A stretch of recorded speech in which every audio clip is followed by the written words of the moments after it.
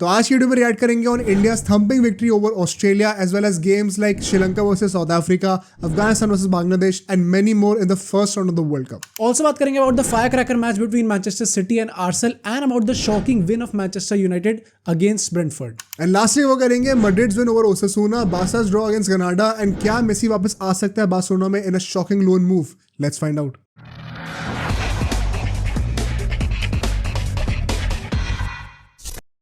Okay यार, तो finally world cup India का शुरू हो चुका है and on a very positive note because क्या थ्रिलिंग मैच था यार। इनफैक्ट आज के पॉडकास्ट में हम जितने मैचेस डिस्कस करने वाले हैं सब में एक वो बैंगर एस्पेक्ट जो होता है ना, हर मैच में था वो, चाहे फुटबॉल का हो चाहे क्रिकेट का हो। राइट। तो काफी सारे टॉपिक्स हैं बट बनता है कि अपनी कंट्री से स्टार्ट करा जाए। We start with cricket and of course India versus Australia. पहली बात तो I would ask you, going into this game knowing कि शुभमन गिल भी नहीं खेल रहा था, टॉस के टाइम पे हम टॉस हार भी गए थे, आई एक्सप्लेन कि क्या था उसका सिचुएशन भी, बट गोइंग गिवन कि ये सारे फैक्टर्स हमारे अगेंस्ट जा रहे थे, व्हाट वर यू थिंकिंग, कौन फेवरेट्स थी उस टाइम पे? आई थिंक गेम में जाते हुए फेवरेट्स तो अगेन आई वुड से हम ही थे, स्पेशली बिकॉज क्योंकि जैसे हमने मैच में भी थ्रू आउट देखा कि पहली बात तो स्पिन फ्रेंडली विकेट थी काफ़ी ज़्यादा एंड उनके पास एक आउट एंड आउट स्पिनर सिर्फ एक ही था, जाम्पा उनका, एंड हमारे पास काफ़ी क्वालिटी स्पिनर्स थे। हमारी बॉलिंग आई थिंक जेन्युइनली उन्हें दिखा भी दिया कि किस लेवल की बॉलिंग है हमारी। तो जो लोग डाउट कर रहे थे अश्विन की क्वालिटी पे, जडेजा की क्वालिटी पे, आज सबने दिखा दिया, सब चुप हो गए कि क्यों इतने राउंड स्पिनर्स हैं वो लोग। So I think coming into this game I think हम लोग ही फेवरेट्स थे मेरे हिसाब से। तो क्या होता है भाई कि टॉस से पता चलता है Shubman Gill has unfortunately not recovered. अच्छा, यहाँ पे तो मैं एक और बात भी कहूँगा कि अफगानिस्तान से जो अगला मैच है ऑन वेडनेसडे, मैं तो कहूँगा अगर रेस्ट बन रहा तो उसमें भी रेस्ट करा दो शुभमन गिल को ना। हाँ सेम मुझे भी लगता है, बिकॉज अभी इतनी जरूरत है भी नहीं अफगानिस्तान पाकिस्तान के साथ सीधा खेलना। हाँ, पाकिस्तान के लिए रेडी होना जरूरी है, राइट, जो कि सैटरडे को होगा। तो फिर आपको बेसिकली एक हफ्ते का ऑलमोस्ट गैप मिल जाएगा। तो may be you can risk resting him in the Afghanistan game as well, just a thought on that. But apart from that कोई भी टीम में सरप्राइजेस नहीं थे from both the sides. In fact हम लोगों ने जो अपना स्क्वाड्स वाले जो हमने ब्रेक डाउन करा था उससे हमने हर टीम के लिए प्लेइंग 11 भी बनाई थी। उस पॉडकास्ट को भी आप चेकआउट कर लेना, मैं लिंक कर दूंगा डिस्क्रिप्शन कार्ड्स में। तो उसमें भी हमने जो 11 बनाई थी ऑस्ट्रेलिया के लिए वही थी एग्जैक्टली, राइट। तो कुछ चेंजेस थे नहीं, तो बहुत ही एक्सपेक्टेड लाइनअप थी, nothing surprising about it. India के लिए थैंकफुली अश्विन खेल रहा था। आई वॉज होपिंग कि भाई यहाँ पे कुछ गुड़ गोबर ना हो जाए कि शार्दुल ठाकुर या फिर शामी को खिला दिया जाए। रियली हैप्पी कि अश्विन खेला and he proved his worth also, right. Ishan Kishan naturally was in the team. What I was personally surprised was कि Shreyas Iyer by the looks of it will get preference over Ishan Kishan. So you think कि अगर आगे जाके शुभमन गिल वापस आता है तो ईशान किशन को बाहर किया जाएगा? हाँ, ओके। तो I am not very pro that decision because there are so many factors as I've mentioned in so many podcasts. For example, Kishan being a left-hander, her main team में जिनसे हमें फेस करना है, न्यूजीलैंड में इश सोदी, England में Rashid Khan, Australia में Adam Zampa था, पाकिस्तान में शदाब खान, ये सारे जो लेग स्पिनर्स होते हैं। तो being a lefty it would benefit you कि तुम्हारे पास बॉल टर्न करके अंदर आ रही है, तुम स्लॉक कर सकते हो टर्न के साथ। Secondly he has proven himself more in recent years, नहीं recent times, as opposed to Shreyas Iyer जो कि इंजरी से आ रहा है। Definitely. Even in this match मुझे लग रहा था कि श्रेयस अय्यर अब रन मार देगा तो इसकी जगह पक्का हो जाएगी, भाई साहब ने हाथों में पकड़ा के 0 पे आउट हो गए। एंड कई लोग आर्ग्यू करेंगे कि यार ईशान किशन भी तो 0 पे आउट हुआ है। The point is Ishan Kishan एक तो पहली बॉल पे आउट हुआ मेरे ख्याल से, पहली या दूसरी बॉल पे वो ओपनिंग कर रहा था, तब एक भी विकेट नहीं गिरा था। तो may be he came with the mindset, उसको बोला गया होगा कि आपको अटैकिंग क्रिकेट ही खेलनी है, ऊपर पिच होती हुई बॉल दिख रही है आप उसको अटैक करने जाओ। You can't say the same for Shreyas Iyer जब उसको पता है कि ऑलरेडी 2 विकेट गिर चुके हैं। मुझे तो इन जनरल भी लगता है कि Shreyas Iyer is supposed to be that experienced guy, क्योंकि वो काफ़ी टाइम से है सीन में। एंड आई मीन चलो आईपीएल ही ले लो, बट आईपीएल में भी उसने कैप्टनसी कर रखी है, तो आई थिंक वो थोड़ा मैच्योर पर्सनैलिटी है उसकी। Whereas I would say I have certain complaints, but मैं अभी उसको ब्रेक डाउन करूंगा जब हम सेकंड इनिंग्स में आएंगे about Shreyas Iyer particularly, right. But हाँ, टॉस में इंडिया टॉस हारती है, ऑस्ट्रेलिया टॉस जीती है, बैटिंग करती है, बट हमने लाइव स्ट्रीम के टाइम पे भी बोला था कि may be it is a good toss to lose, right. And it kind of prove to be true, because अभी तक हर टीम जो जीती थी टॉस वो बॉलिंग कर रही थी। फाइनली इस बार किसी ने बैटिंग करी पहले। Can't blame Australia because pitch को देख के लग रहा था जितने क्रैक्स थे, जितना ड्राई था, जितना सनी था माहौल, it made sense to bat first. But जो एक डाउट था दिमाग में वो यही था कि क्योंकि वर्ल्ड कप पहली बार इस टाइम पे हो रहा है साल के, तो हम सब भी पहली बार देख रहे हैं कि कितनी ड्यू पड़ती है एग्जैक्टली, कितना फैक्टर्स चेंज होते हैं. I kind of got the feeling कि बैटिंग थोड़ी इजी हो गई थी लाइट्स के अंडर. आई थिंक वो केएल राहुल ने बाद में अपने पोस्ट मैच प्रेस कॉन्फ्रेंस में ये चीज़ कही है खुद. अच्छा, कहा है कि स्टार्टिंग में काफ़ी डिफिकल्ट था खेलना, एंड तभी कोहली ने उससे कहा था कि थोड़ा टेस्ट मैच की तरह खेलो उसको, स्पेसिफिकली उससे कहा कि टेस्ट मैच की तरह खेलो. अच्छा. बट एज लेटर जैसे जैसे आगे चलता रहा, बाद में उसने कहा कि ड्यू फैक्टर काफ़ी आया, उससे थोड़ी बहुत हेल्प हुई. वही ना, तो may be this is something new, because हमने भी अपने पहले के सारे वीडियोस में कहा था कि ideally you should be winning the toss and batting first.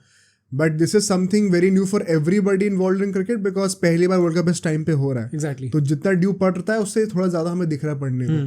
तो that could play huge role going forward in toss as well. Right. But ठीक है, ऑस्ट्रेलिया पहले बैटिंग करती है.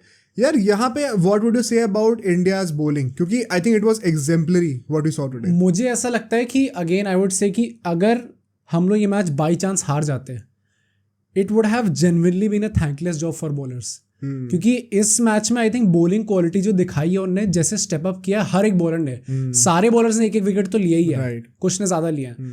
तो आई थिंक कि सारे ही बॉलर्स ने जिस लेवल का डेडिकेशन दिखाया है, जिस लेवल का प्रॉपर अपनी क्वालिटी दिखाई है, आई थिंक अगर हम लोग बाई चांस से मैच हार जाते, क्योंकि ऑस्ट्रेलिया को स्टॉप करना before 200 I think it's a very big deal. Very big deal भाई, कोई सस्ता काम नहीं है ये. मतलब मैं इसको थोड़ा स्टैटिस्टिकली भी ब्रेक डाउन कर देता हूँ सब लोगों के लिए. पहले 10 ओवर में देखो, 50 ओवर का मैच है, सब हर मतलब उसको 5 फेज में डिवाइड कर सकते हैं 10-10 ओवर के, राइट. पहले 10 ओवर में 43 रन आते हैं और 1 विकेट गिरता है. नॉट एग्जैक्टली बैड, बिकॉज इस पिच पे एक आइडियल टोटल होता भी 270-280 का मैक्स टू मैक्स. बहुत हाई स्कोरिंग विकेट था नहीं है, unlike what we saw with South Africa in Delhi, जिसको भी हम ब्रेक डाउन करेंगे अभी आगे. सो बहुत हाई स्कोरिंग पिच नहीं थी. सो 43 for 1 वाज डिसेंट, बिकॉज एक ही विकेट आपने लूज करा था. एंड बीच में इसके बाद हम देखते हैं नेक्स्ट फेज में कैसे स्मिथ और वार्नर की जो पार्टनरशिप बन रही थी, बहुत ज़्यादा रन्स नहीं आ रहे थे लेकिन कंफर्टेबल लग रहे थे वो देखने में. बट यहाँ पे ना मैं 2 चीज़ों को क्रेडिट दूंगा. पहले तो इंडिया के जो बॉलर्स हैं, स्पेशली स्पिनर्स, एक भी फेज में, मतलब अगर हम लोग 10-10 ओवर के 5 फेज में डिवाइड करें, एक भी फेज में ऑस्ट्रेलिया के 45 से ज़्यादा रन्स कभी आए ही नहीं. हाँ, राइट. इनफैक्ट बीच के 2-3 फेज में तो कुछ 30 समथिंग रन्स आए थे सिर्फ. पीपल डोंट रियलाइज कितनी बड़ी बात है ये. एग्जैक्टली. उस डेप्थ, जो जितनी डेप्थ है उस बैटिंग लाइनअप में, जितने फायर पावर है, पावर हिटर्स हैं, उसको तुम ऐसे रिस्ट्रिक्ट कर रहे हो. मतलब you made a mockery out of them. And ये जो 10th to 20th ओवर वाला जो फेज था ना, इसमें भी एक ही विकेट आता है बट 42 रन आते हैं सिर्फ. Okay. Once again blocking them. तो यहाँ पे क्या था, धीरे धीरे आप बिल्डअप कर रहे थे वो टेंशन कि भाई रन नहीं आ रहे. और यहाँ पे मैं ऑस्ट्रेलिया को क्रिटिसाइज करूंगा इस बात पे. नोटिस हाउ विराट कोहली और केएल राहुल जब स्ट्रगल कर भी रहे थे, they were very cautious about the fact कि हम स्ट्राइक रोटेट कर सकते हैं. हाँ, डेफिनेटली. चौके मत. मुझे याद है विराट कोहली ने जब 50 मारी थी, सिर्फ 3 चौके थे उसके. ओके. बाकी सारे सिंगल डबल. 50 में से सिर्फ 12 रन आपकी बाउंड्रीज के हैं. Australia were not able to rotate the strike. And credit to, यहाँ पे सेकंड पॉइंट जो था मेरा बॉलर्स के अपार्ट, रोहित शर्मा की कैप्टेंसी. भाई क्या कैप्टेंसी करी इस बंदे ने आज. जिस तरीके से बॉलर्स को रोटेट करा है, जिस तरीके से एक्सपेरिमेंट करा, हम लाइव स्ट्रीम में सोचे थे कि क्या हो रहा है अभी एकदम से. I think personally this was something that I have never seen before, कि इतनी फ्रीक्वेंटली बॉलर्स चेंज कराए जा रहे हैं. वरना वही होता ना कि बैठा दिया तो 7, 8, 9, 10 ओवर करा दिया. सिराज को अपने 3 ओवर के बाद ही हटा दिया एकदम से. राइट. किसने सोचा था ये करेगा कोई. फिर हार्दिक पांड्या को ले आए, उसको 1-2 ओवर देखे अच्छे नहीं हो रहे, हटा दिया. कुलदीप यादव, अश्विन, जडेजा सब आ गए, उन्होंने तो नीचे बॉलिंग कर दी. फिर आप एक पॉइंट ऑफ टाइम पे एक साइड से बुमराह है, एक साइड से जडेजा है, एक साइड से सिराज है, एक साइड से अश्विन है. एक पेसर और एक स्पिनर का जो है कॉम्बिनेशन आप लेके चल रहे थे. आई थिंक बहुत ही दिमाग लाके बहुत टैक्टिकल मास्टर क्लास थी रोहित शर्मा की as a captain. I think he deserves all the praise है. जितना क्रिटिसाइज करते हैं उसको, this was one example why he is tactically so brilliant as a captain. जो रोटेशन उसने दिखाया बॉलर्स का इतना इफेक्टिव था और इतना एफिशिएंट था इस मामले में कि चुपचाप जल्दी जल्दी ओवर निकाल दिए, अब पता ही नहीं चला कि रन इतने ब्लॉक हो चुके हैं. ये मास्टर क्लास था of Rohit Sharma and the spinners as well. और मैं स्पिनर्स की अगर बात करूं, भाई अश्विन, कुलदीप यादव और Jadeja, what would you say about them? क्या बॉलिंग करी है भाई. आई थिंक एक तो ये चीज़ ना हमारी आगे चल के भी बहुत काम आने वाली है. लाइक जिन लोगों ने हमारी पिछली वाली पॉडकास्ट नहीं देखी, उसमें हमने ब्रेक डाउन किया था कि क्या सॉर्ट ऑफ न्यूजीलैंड ने इंग्लैंड की वीकनेस एक्सपोज कर दी है थोड़ी बहुत. And if our bowlers are going to perform like this, if our spinners are going to perform like this, जैसे हमने कहा कि अगर, क्योंकि अश्विन के स्टार्टिंग में विकेट नहीं आए थे, उससे थोड़ा लेट विकेट लिया था, द थिंग वाज इकोनॉमिकल था, रन मारने नहीं दे रहा था. इनफैक्ट सारे स्पिनर्स ही हमारे ऐसे थे. आई रिमेंबर जडेजा की तो I think best economy 2 point something कुछ थी. तो अगर आप विकेट नहीं भी ले रहे हो तो आप इस तरीके से आपने चोक कर रखा कि रन तो आ ही नहीं रहे कैसे भी करके. एज यू मेंशन कि किसी भी वो 10 ओवर के स्पेल में 45 से ज़्यादा रन आए नहीं किसी भी मोमेंट पे. तो आई थिंक वहाँ पे ये काफ़ी बड़ी चीज़ थी. And probably I think wicket भी ऐसा था कि सारे ही बैट्समैन के दिमाग में भी ये था कि we have to probably settle now. पहले काफ़ी टाइम लगेगा सेटल होने में, क्योंकि that's the exact same thing that happened with KL Rahul and Virat Kohli as well. वो लोग भी काफ़ी धीरे खेल रहे थे. लाइक मारी लोगों ने रन्स काफ़ी मारे बट स्ट्राइक रेट दोनों की काफ़ी कम थी. एक्चुअली पॉइंट ये ना, अभी जैसे मैं बताता हूँ the beauty of choking the runs, because ऐसी टीम से जैसे फायर पावर और डेथ बहुत होती है ना. अगर आप विकेट नहीं ले पा रहे हो, your job as a bowler is कि कोई बात नहीं मैं विकेट नहीं ले पा रहा लेकिन मैं रन भी लगाने नहीं दूंगा. तो हमने 10th to 20th ओवर में देखा कि सिर्फ एक ही और विकेट आता है और 85 रन बन चुके थे 20 ओवर तक. बट उसके अगले जो 10 ओवर होते हैं 20th to 30th ओवर्स, उसमें 3 विकेट आते हैं. और जब वो स्टीव स्मिथ का विकेट गिरा था ना, वो था मेरे लिए गेम चेंजिंग. राइट. और इन 10 ओवर में सिर्फ 34 रन आते हैं भाई. कैन यू इमेजिन, सिर्फ 34 रन. स्टीव स्मिथ का जो डिसमिसल था, वार्नर का तो थोड़ा सॉफ्ट सा डिसमिसल था, कॉटन बोल्ड हो गया था कुलदीप यादव में. स्टीव स्मिथ कुछ नहीं कर सकता था इस बॉल पे. इट वाज टू गुड भाई. कुछ नहीं कर सकता था उस बात पे. But the point is Steve Smith ने कुछ 40 कुछ रन बनाए 60 कुछ बॉल्स में. Strike rate was around 67. मैंने ये पॉइंट लाइव स्ट्रीम में बोला था. I will say this once again because it is very valuable in my opinion. अगर ये इनिंग वो टेस्ट मैच में खेल रहा होता तो लोग कहते बहुत अच्छी इनिंग. हाँ, डेफिनेटली. अगर ये इनिंग वो T20 में खेल रहा होता तो लोग कहते बहुत बुरी इनिंग्स है. This is the beauty of ODIs कि आप यहाँ पे वेट कर रहे थे कि this could turn into a very good innings but also be very bad if it gets out at this moment. This is the beauty of ODIs कि you can't predict कि अभी वो इंसान कैसा खेल रहा है. Right. In the long term कैसे वो एक्सेलरेट करेगा या फिर वो अभी चोक करके पूरी स्ट्राइक रेट को रूइन करते हैं. थैंकफुल इंडिया के लिए वो चोक कर गया, उस टाइम पे आउट हो गया. Not won't blame him because it was kind of unplayable जिस पे आउट हुआ था वो. बट ऑन पेपर फिर वो क्या लिखा हुआ है 67 की स्ट्राइक रेट. एग्जैक्टली. हाँ. तो आपने पूरा टेम्पो खराब कर दिया टीम का. आई एम श्योर अगर स्टीव स्मिथ 10 और टिकता तो पॉसिबली 100 मार चुका होता या 80 मार चुका होता और 80 बॉल्स ही लिए होते उसने. स्ट्राइक रेट उसकी हो गई होती लेवल पे. बट क्योंकि वो वहां तक नहीं ले पाया गेम को, which is why pacing the innings is so important as you always say. I think this was a major dent. और लाबुशेन के साथ भी हम लोग यही देखते हैं, यही प्रॉब्लम होती है. He was trying to build up with अपना स्टीव स्मिथ. बट जिस तरीके से वो आउट हुआ है और फिर उसके बाद मैक्सवेल आउट हुआ है. मैक्सवेल का आप नोटिस करना जिस तरीके से सेटअप करा गया है मैक्सवेल का, मतलब I would call him out on this. It kind of felt like वो स्पिनर्स की बॉल हाथ से रीड ही नहीं कर पा रहा था. हाँ. अश्विन ने कितनी बार कैरम बॉल फेंकी उसको, वो समझ ही नहीं पा रहा कि कैरम बॉल आने वाली है फिर नॉर्मल ऑफ स्पिन आएगी. जब वो आउट भी हुआ है, जिस बॉल पे आउट हुआ है उससे जस्ट पहले कुलदीप यादव ने जो है उसको गुगली डाली थी जो कि वो पैड पे खाया था, वो भी डिफेंड नहीं कर पाया था. उसके बाद बॉल थोड़ी सी पीछे खींच दी और वहां से लेग स्पिन अंदर करा दी टर्न. अब बॉल स्किड करके निकल गई, घुस गई विकेट में. ना वो आगे जा पाया ना वो पीछे जा पाया. तो वही है ना, उससे पहले उसके दिमाग में डाउट डाला कि गुगली भी आ सकती है. फिर जस्ट शॉर्ट ऑफ लेंथ डाली, वहां से बॉल स्किड करी, नीचे रह गई, अंदर आगे पड़ के बोल्ड हो गया. वो लप्पा मारने जा रहा था. Brilliant setup by Kuldeep Yadav. And even Ashwin अगर मैं आगे बताऊं तो, बिकॉज जडेजा ने तो चलो 3 विकेट लिए ही हैं and he was unplayable mostly. Ashwin ने भी जिस तरीके से सेटअप करे हैं विकेट्स को, एंड द फैक्ट कि अश्विन एक एंड से रन्स ब्लॉक कर रहा था ताकि बाकी लोगों को भी बेनिफिट मिल पाए, एंड वाइसा वर्सा ऑल्सो. मुझे ये लगता है इफ यू सी जो अश्विन को एक विकेट मिला है उसने फिर से वो बॉल डालने की कोशिश करी थी जो जिसमें उसने लाबुशेन को आउट किया था, जो कि ब्रेक डाउन कर रहा था. इट्स जस्ट दैट वो बॉल इतनी अच्छी रिलीज नहीं हुई थी हाथ से, तो थोड़ी छोटी कट वाली बॉल बन गई थी, बट वो भी हाथ में ही मार दी बैट्समैन ने. And deserved wicket. I think तीनों ने जिस तरीके की बॉलिंग करी है they all deserved to have a wicket at least. Right. Pandya के बारे में क्या कहोगे? कई लोग कहते थे कि बिकॉज उसकी वो उंगली में लग गई थी चोट जब वार्नर ने शॉट मारा था, इसलिए उसको रोक दिया गया. Do you think that was the reason या फिर वो पिटाई खा रहा था ज़्यादा इसलिए रोका गया था? आई थिंक दोनों हो सकते हैं रीज़न. इनिशियली आई थॉट कि शायद पिटाई ज़्यादा खा रहे इसलिए रोका गया है, क्योंकि स्टार्टिंग में तो हमने देखा था कि वो 1-2 ओवर के लिए आया था लिटरली जो फर्स्ट टू 10 ओवर्स के बीच में, और फिर उसे हटा दिया था काफ़ी टाइम तक. तो हो सकता है इनिशियली वो रीज़न हो, बट बाद में जब हमने देखा कि वो थोड़ी ज़्यादा प्रॉब्लम हो रही थी उसको, फिर उसने स्टाफ को भी बुलाया था, फिर उसकी वो पैडिंग भी कर रहे थे यहाँ पे, तो मुझे लगता है हो सकता है थोड़ी ज़्यादा प्रॉब्लम हो. एंड अभी ऐसी रिपोर्ट्स भी निकल के आ रही हैं, कुछ ऐसी न्यूज़ आ रही है, not anything concrete right now, but ऐसा है कि शायद नेक्स्ट मैच उसे ना खिलाएं. इट्स ऑल राइट अगर ना भी खेले, नहीं ना खेले तो मतलब अगर ये रीज़न से नहीं भी खिला रहे तो दैट मीन्स कि शायद प्रॉपर्ली सही नहीं थी वो चीज़, नहीं हो सकती पॉसिबली। तो दैट्स व्हाई आई थिंक कि क्योंकि एंड में उसने विकेट तो ले लिया, बॉल तो उसने तब भी डाली थी और विकेट ले लिया था अल्टीमेटली, तो दैट जस्ट शोज कि उसकी क्वालिटी कैसी है।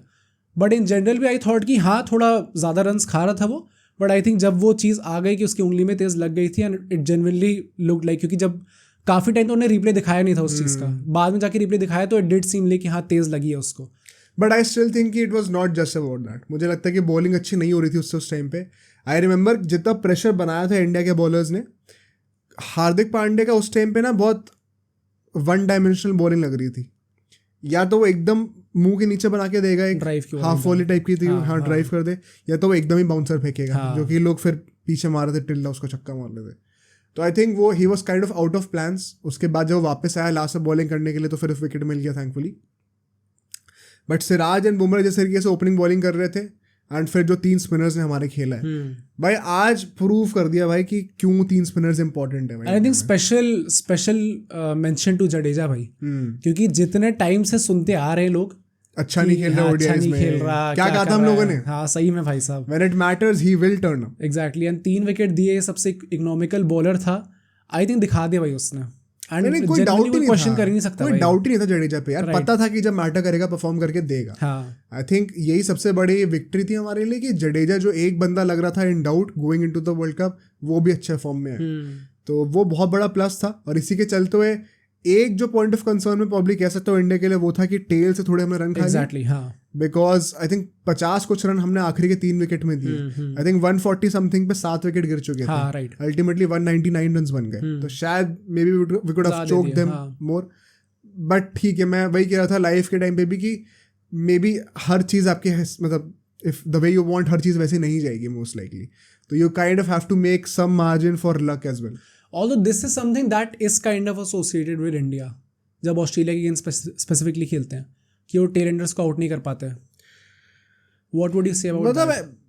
ऐसा नहीं है यार कि सिर्फ इंडिया के लिए है, मैं तो ये नहीं कहूँगा। I have seen so many teams जो कि एक्चुअली गेम के एब्स एंड फ्लोज ऐसे होते हैं कि कई बार टाइड चेंज हो जाती है, रिदम चेंज हो जाती है, 1-2 एजेस के लगते हैं टेल एंडर से चौक के, उसके बाद एकदम से रिदम चेंज हो जाती है, फिर वो बैट पे आने लग जाती है बॉल। इंडिया भी कई बार ये चीज़ कर चुकी है दूसरों के साथ, स्पेशली इन टेस्ट मैचेस। तो ऐसा नहीं कि इंडिया ही हमेशा रिसीविंग एंड पे होती है। वही मैं कह रहा हूँ, sometimes you have to make some room for luck as well. तो ठीक है, बट ओवरऑल अगर इनिंग्स के स्टार्टिंग में कोई कहता कि आपको सिर्फ 200 का टारगेट मिल रहा है, you would have taken it by both your hands. तो इसी के चलते पहली इनिंग खत्म होती है, once again reiterating superb display by our spinners and pacers alike. But जब दूसरी शुरू होती है तब हमें लग रहा था कि यार चलो हो सकता है आराम से निकाल लेंगे गेम को, और फिर हम देखते हैं कि पहले ओवर में ईशान किशन जिस तरीके से आउट होता है। What would you say about that? I think थोड़ी पुअर शॉट सिलेक्शन था, आई वाज नॉट एक्सपेक्टिंग, क्योंकि यार ऐसा जो पहले खेलने आए थे ऑस्ट्रेलिया की वो भी काफ़ी एक्सपीरियंस प्लेयर्स थे। इट्स नॉट लाइक कि उनमें वो एबिलिटी नहीं है खेलने की। हो सकता है उसे अपर मैनेजमेंट से ये चीज़ मिली हो, शायद डायरेक्शन मिली हो कि आपको गेट गो से आपको मार के खेलना है, तो that is something that we'll never know obviously. But I think कि एकदम स्टार्टिंग से ही थोड़ा इतना ओपन होके खेलना व्हेन यू नो कि विकेट वैसे टाइप का है नहीं, आई थिंक थोड़ा इमेच्योरिटी दिख गई उस टाइम। इमेच्योरिटी दिख गई फॉर श्योर। मतलब you can't defend that shot in any way. हाँ, ऑल्सो कितनी बाहर थी बॉल और किस स्पीड पे थी, आई थिंक उसकी वजह से वो रिफ्लेक्स एक्शन चला गया उसका। हो सकता है कि बॉल जाते हुए दिख रही, फेंक दिया बैट। अगेन दैट शोज कि थोड़ा इनएक्सपीरियंस है इस टाइम पे। एंड ऑल्सो द फैक्ट कि यार वर्ल्ड कप में ओपनिंग नहीं कर रहा होगा वैसे भी। तो एनीवे, तो ज़्यादा कुछ एनालाइज कर भी नहीं सकते बिकॉज 1-2 बॉलें खेल के आउट हो रहा है आदमी, तो कुछ है नहीं एनालाइज करने के लिए। बट जब रोहित शर्मा आउट होता है ना, तब मेरी थोड़ी हालत ख़राब होनी शुरू हुई थी। नहीं, मेरी तो ईशान किशन से हो गई थी। रोहित शर्मा में to be very honest I won't say much on it, क्योंकि जब भी अंपायर्स कॉल होती है तो इट्स 50-50 और वैसे भी it's not like he through his wicket. हाँ एग्जैक्टली, मुझे यही बेसिकली मेरे को यही दिमाग में रखना था कि थ्रो अवे ना कर दे विकेट रोहित शर्मा, जो कि काफ़ी एसोसिएट किया जाता है उसके साथ आजकल। प्रॉब्लम मेरे को तब होती है जब श्रेयस अय्यर आता है, एंड जब उसने वो शॉट खेला था मेरे को सही में इतना गुस्सा आ रहा था उस टाइम पे कि भाई जैसे उसके बैट से गई थी मुझे लगा ही था कि आउट है ये। अब पता ये चीज़ मैंने अभी ट्वीट भी करी थी, like I would highly recommend जो लोग भी ट्विटर पे फॉलो करो, बिकॉज लाइव हम लोग अपने ओपिनियंस शेयर कर सकते हैं वहाँ पे। I have notice since the beginning of this year, हमने BGT में भी देखा था ये जब हमने कवर किया था उसको, he is being too aggressive from the first ball itself in all the formats, even in test matches. और मुझे समझ में नहीं आता क्या पॉइंट है इस चीज़ का। मतलब may be it is because he is kind of desperate right now to get runs. भाई 100 मार तो दी थी, एंड जब जिस दिन उसने 100 मारी थी ऑस्ट्रेलिया के अगेंस्ट, उसमें ही मैंने ये चीज़ कही थी कि एक तो होता ना प्रेशर तो बहुत होता ही है, but he was still attacking from the first ball. Thankfully उस दिन गॉड वॉज विद हिम और पिच बहुत अच्छी थी, तो वो चीज़ें हाथों में नहीं गई, वो सीधा बाहर गया स्टेडियम के। But you can't have the same attitude every time, specially when 2 wickets are down in the first 2 overs. और आप भी पहले 2 ओवर में आउट होके चले गए। By the end of 2 overs 3 wicket गिर चुके थे, राइट, 2 रन पे।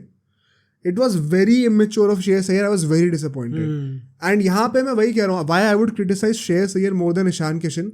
जब तुम ओपन कर रहे हो तब स्कोर 0 पे है, you decide how the tempo of the game is suppose to be, right. Of course it was your fault कि आपने ऐसा शॉट खेला, बट श्रेयस अय्यर जब आया था तब 2 विकेट ऑलरेडी 2 रन पे गिर चुके थे भाई। तुम्हें पता है तुम्हारी टीम की हालत खराब है, तब रिस्पॉन्सिबिलिटी तो खेल लो। क्या शॉट था भाई वो, राइट। और वही मुझे लगता है कि फर्स्टली क्रेडिट टू हेजलवुड, जिस तरीके से उसने बॉलिंग करी। I think Starc was not half as dangerous as Hazlewood, right. Hazlewood ने दिमाग खराब करके रखा हुआ था सबका।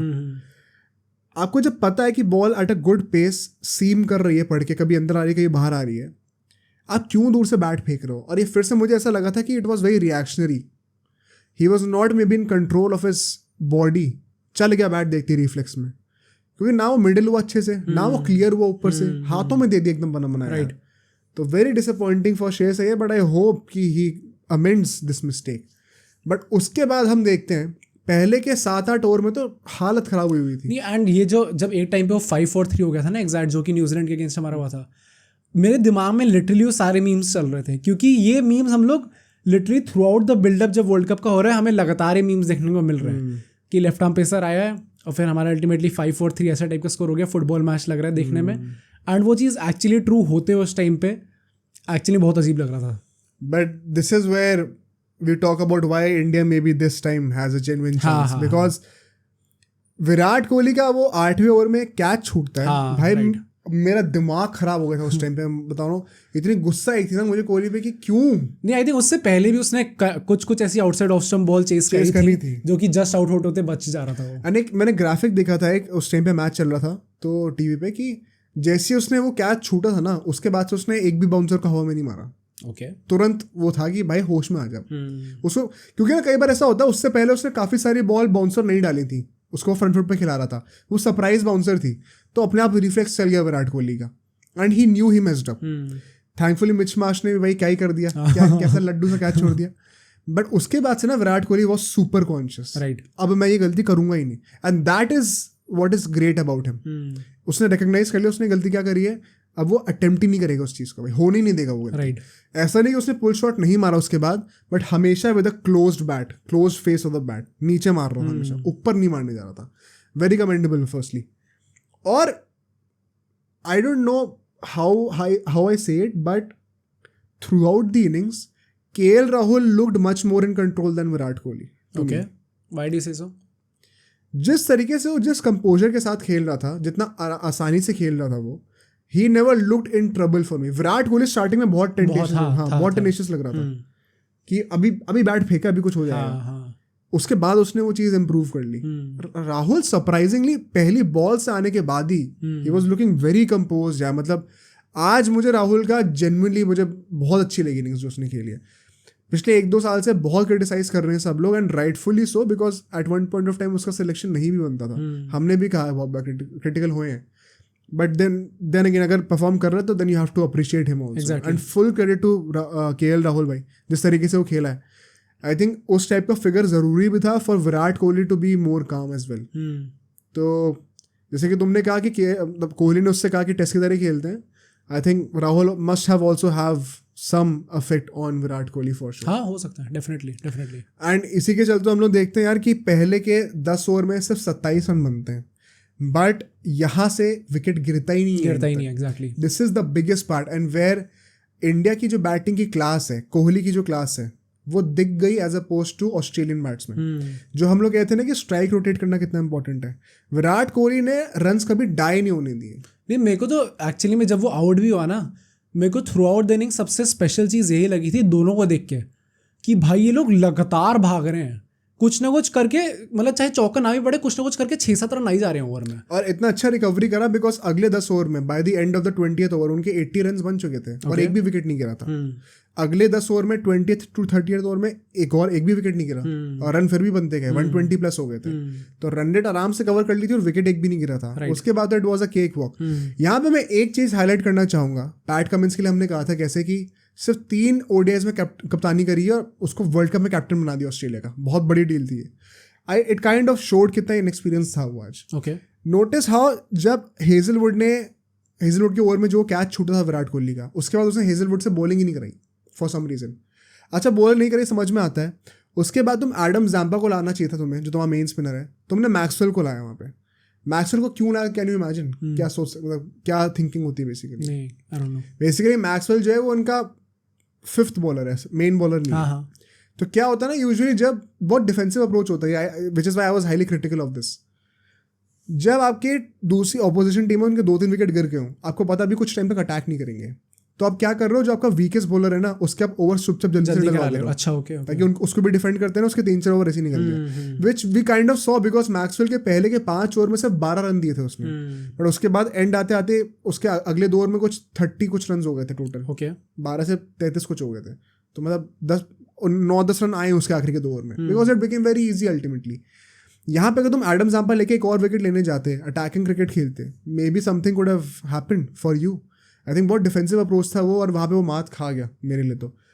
और इसी के चलते हुए क्या हुआ कि मैक्सवेल पे रन नहीं आए, लेकिन कोहली एंड राहुल इतने स्मार्ट हैं, उन्होंने कहा हमें रन मारनी ही नहीं है, हमें अपना बैट देखना है मिडिल हो रही है कि बॉल की नहीं हो रही, हमें रिदम में आना है।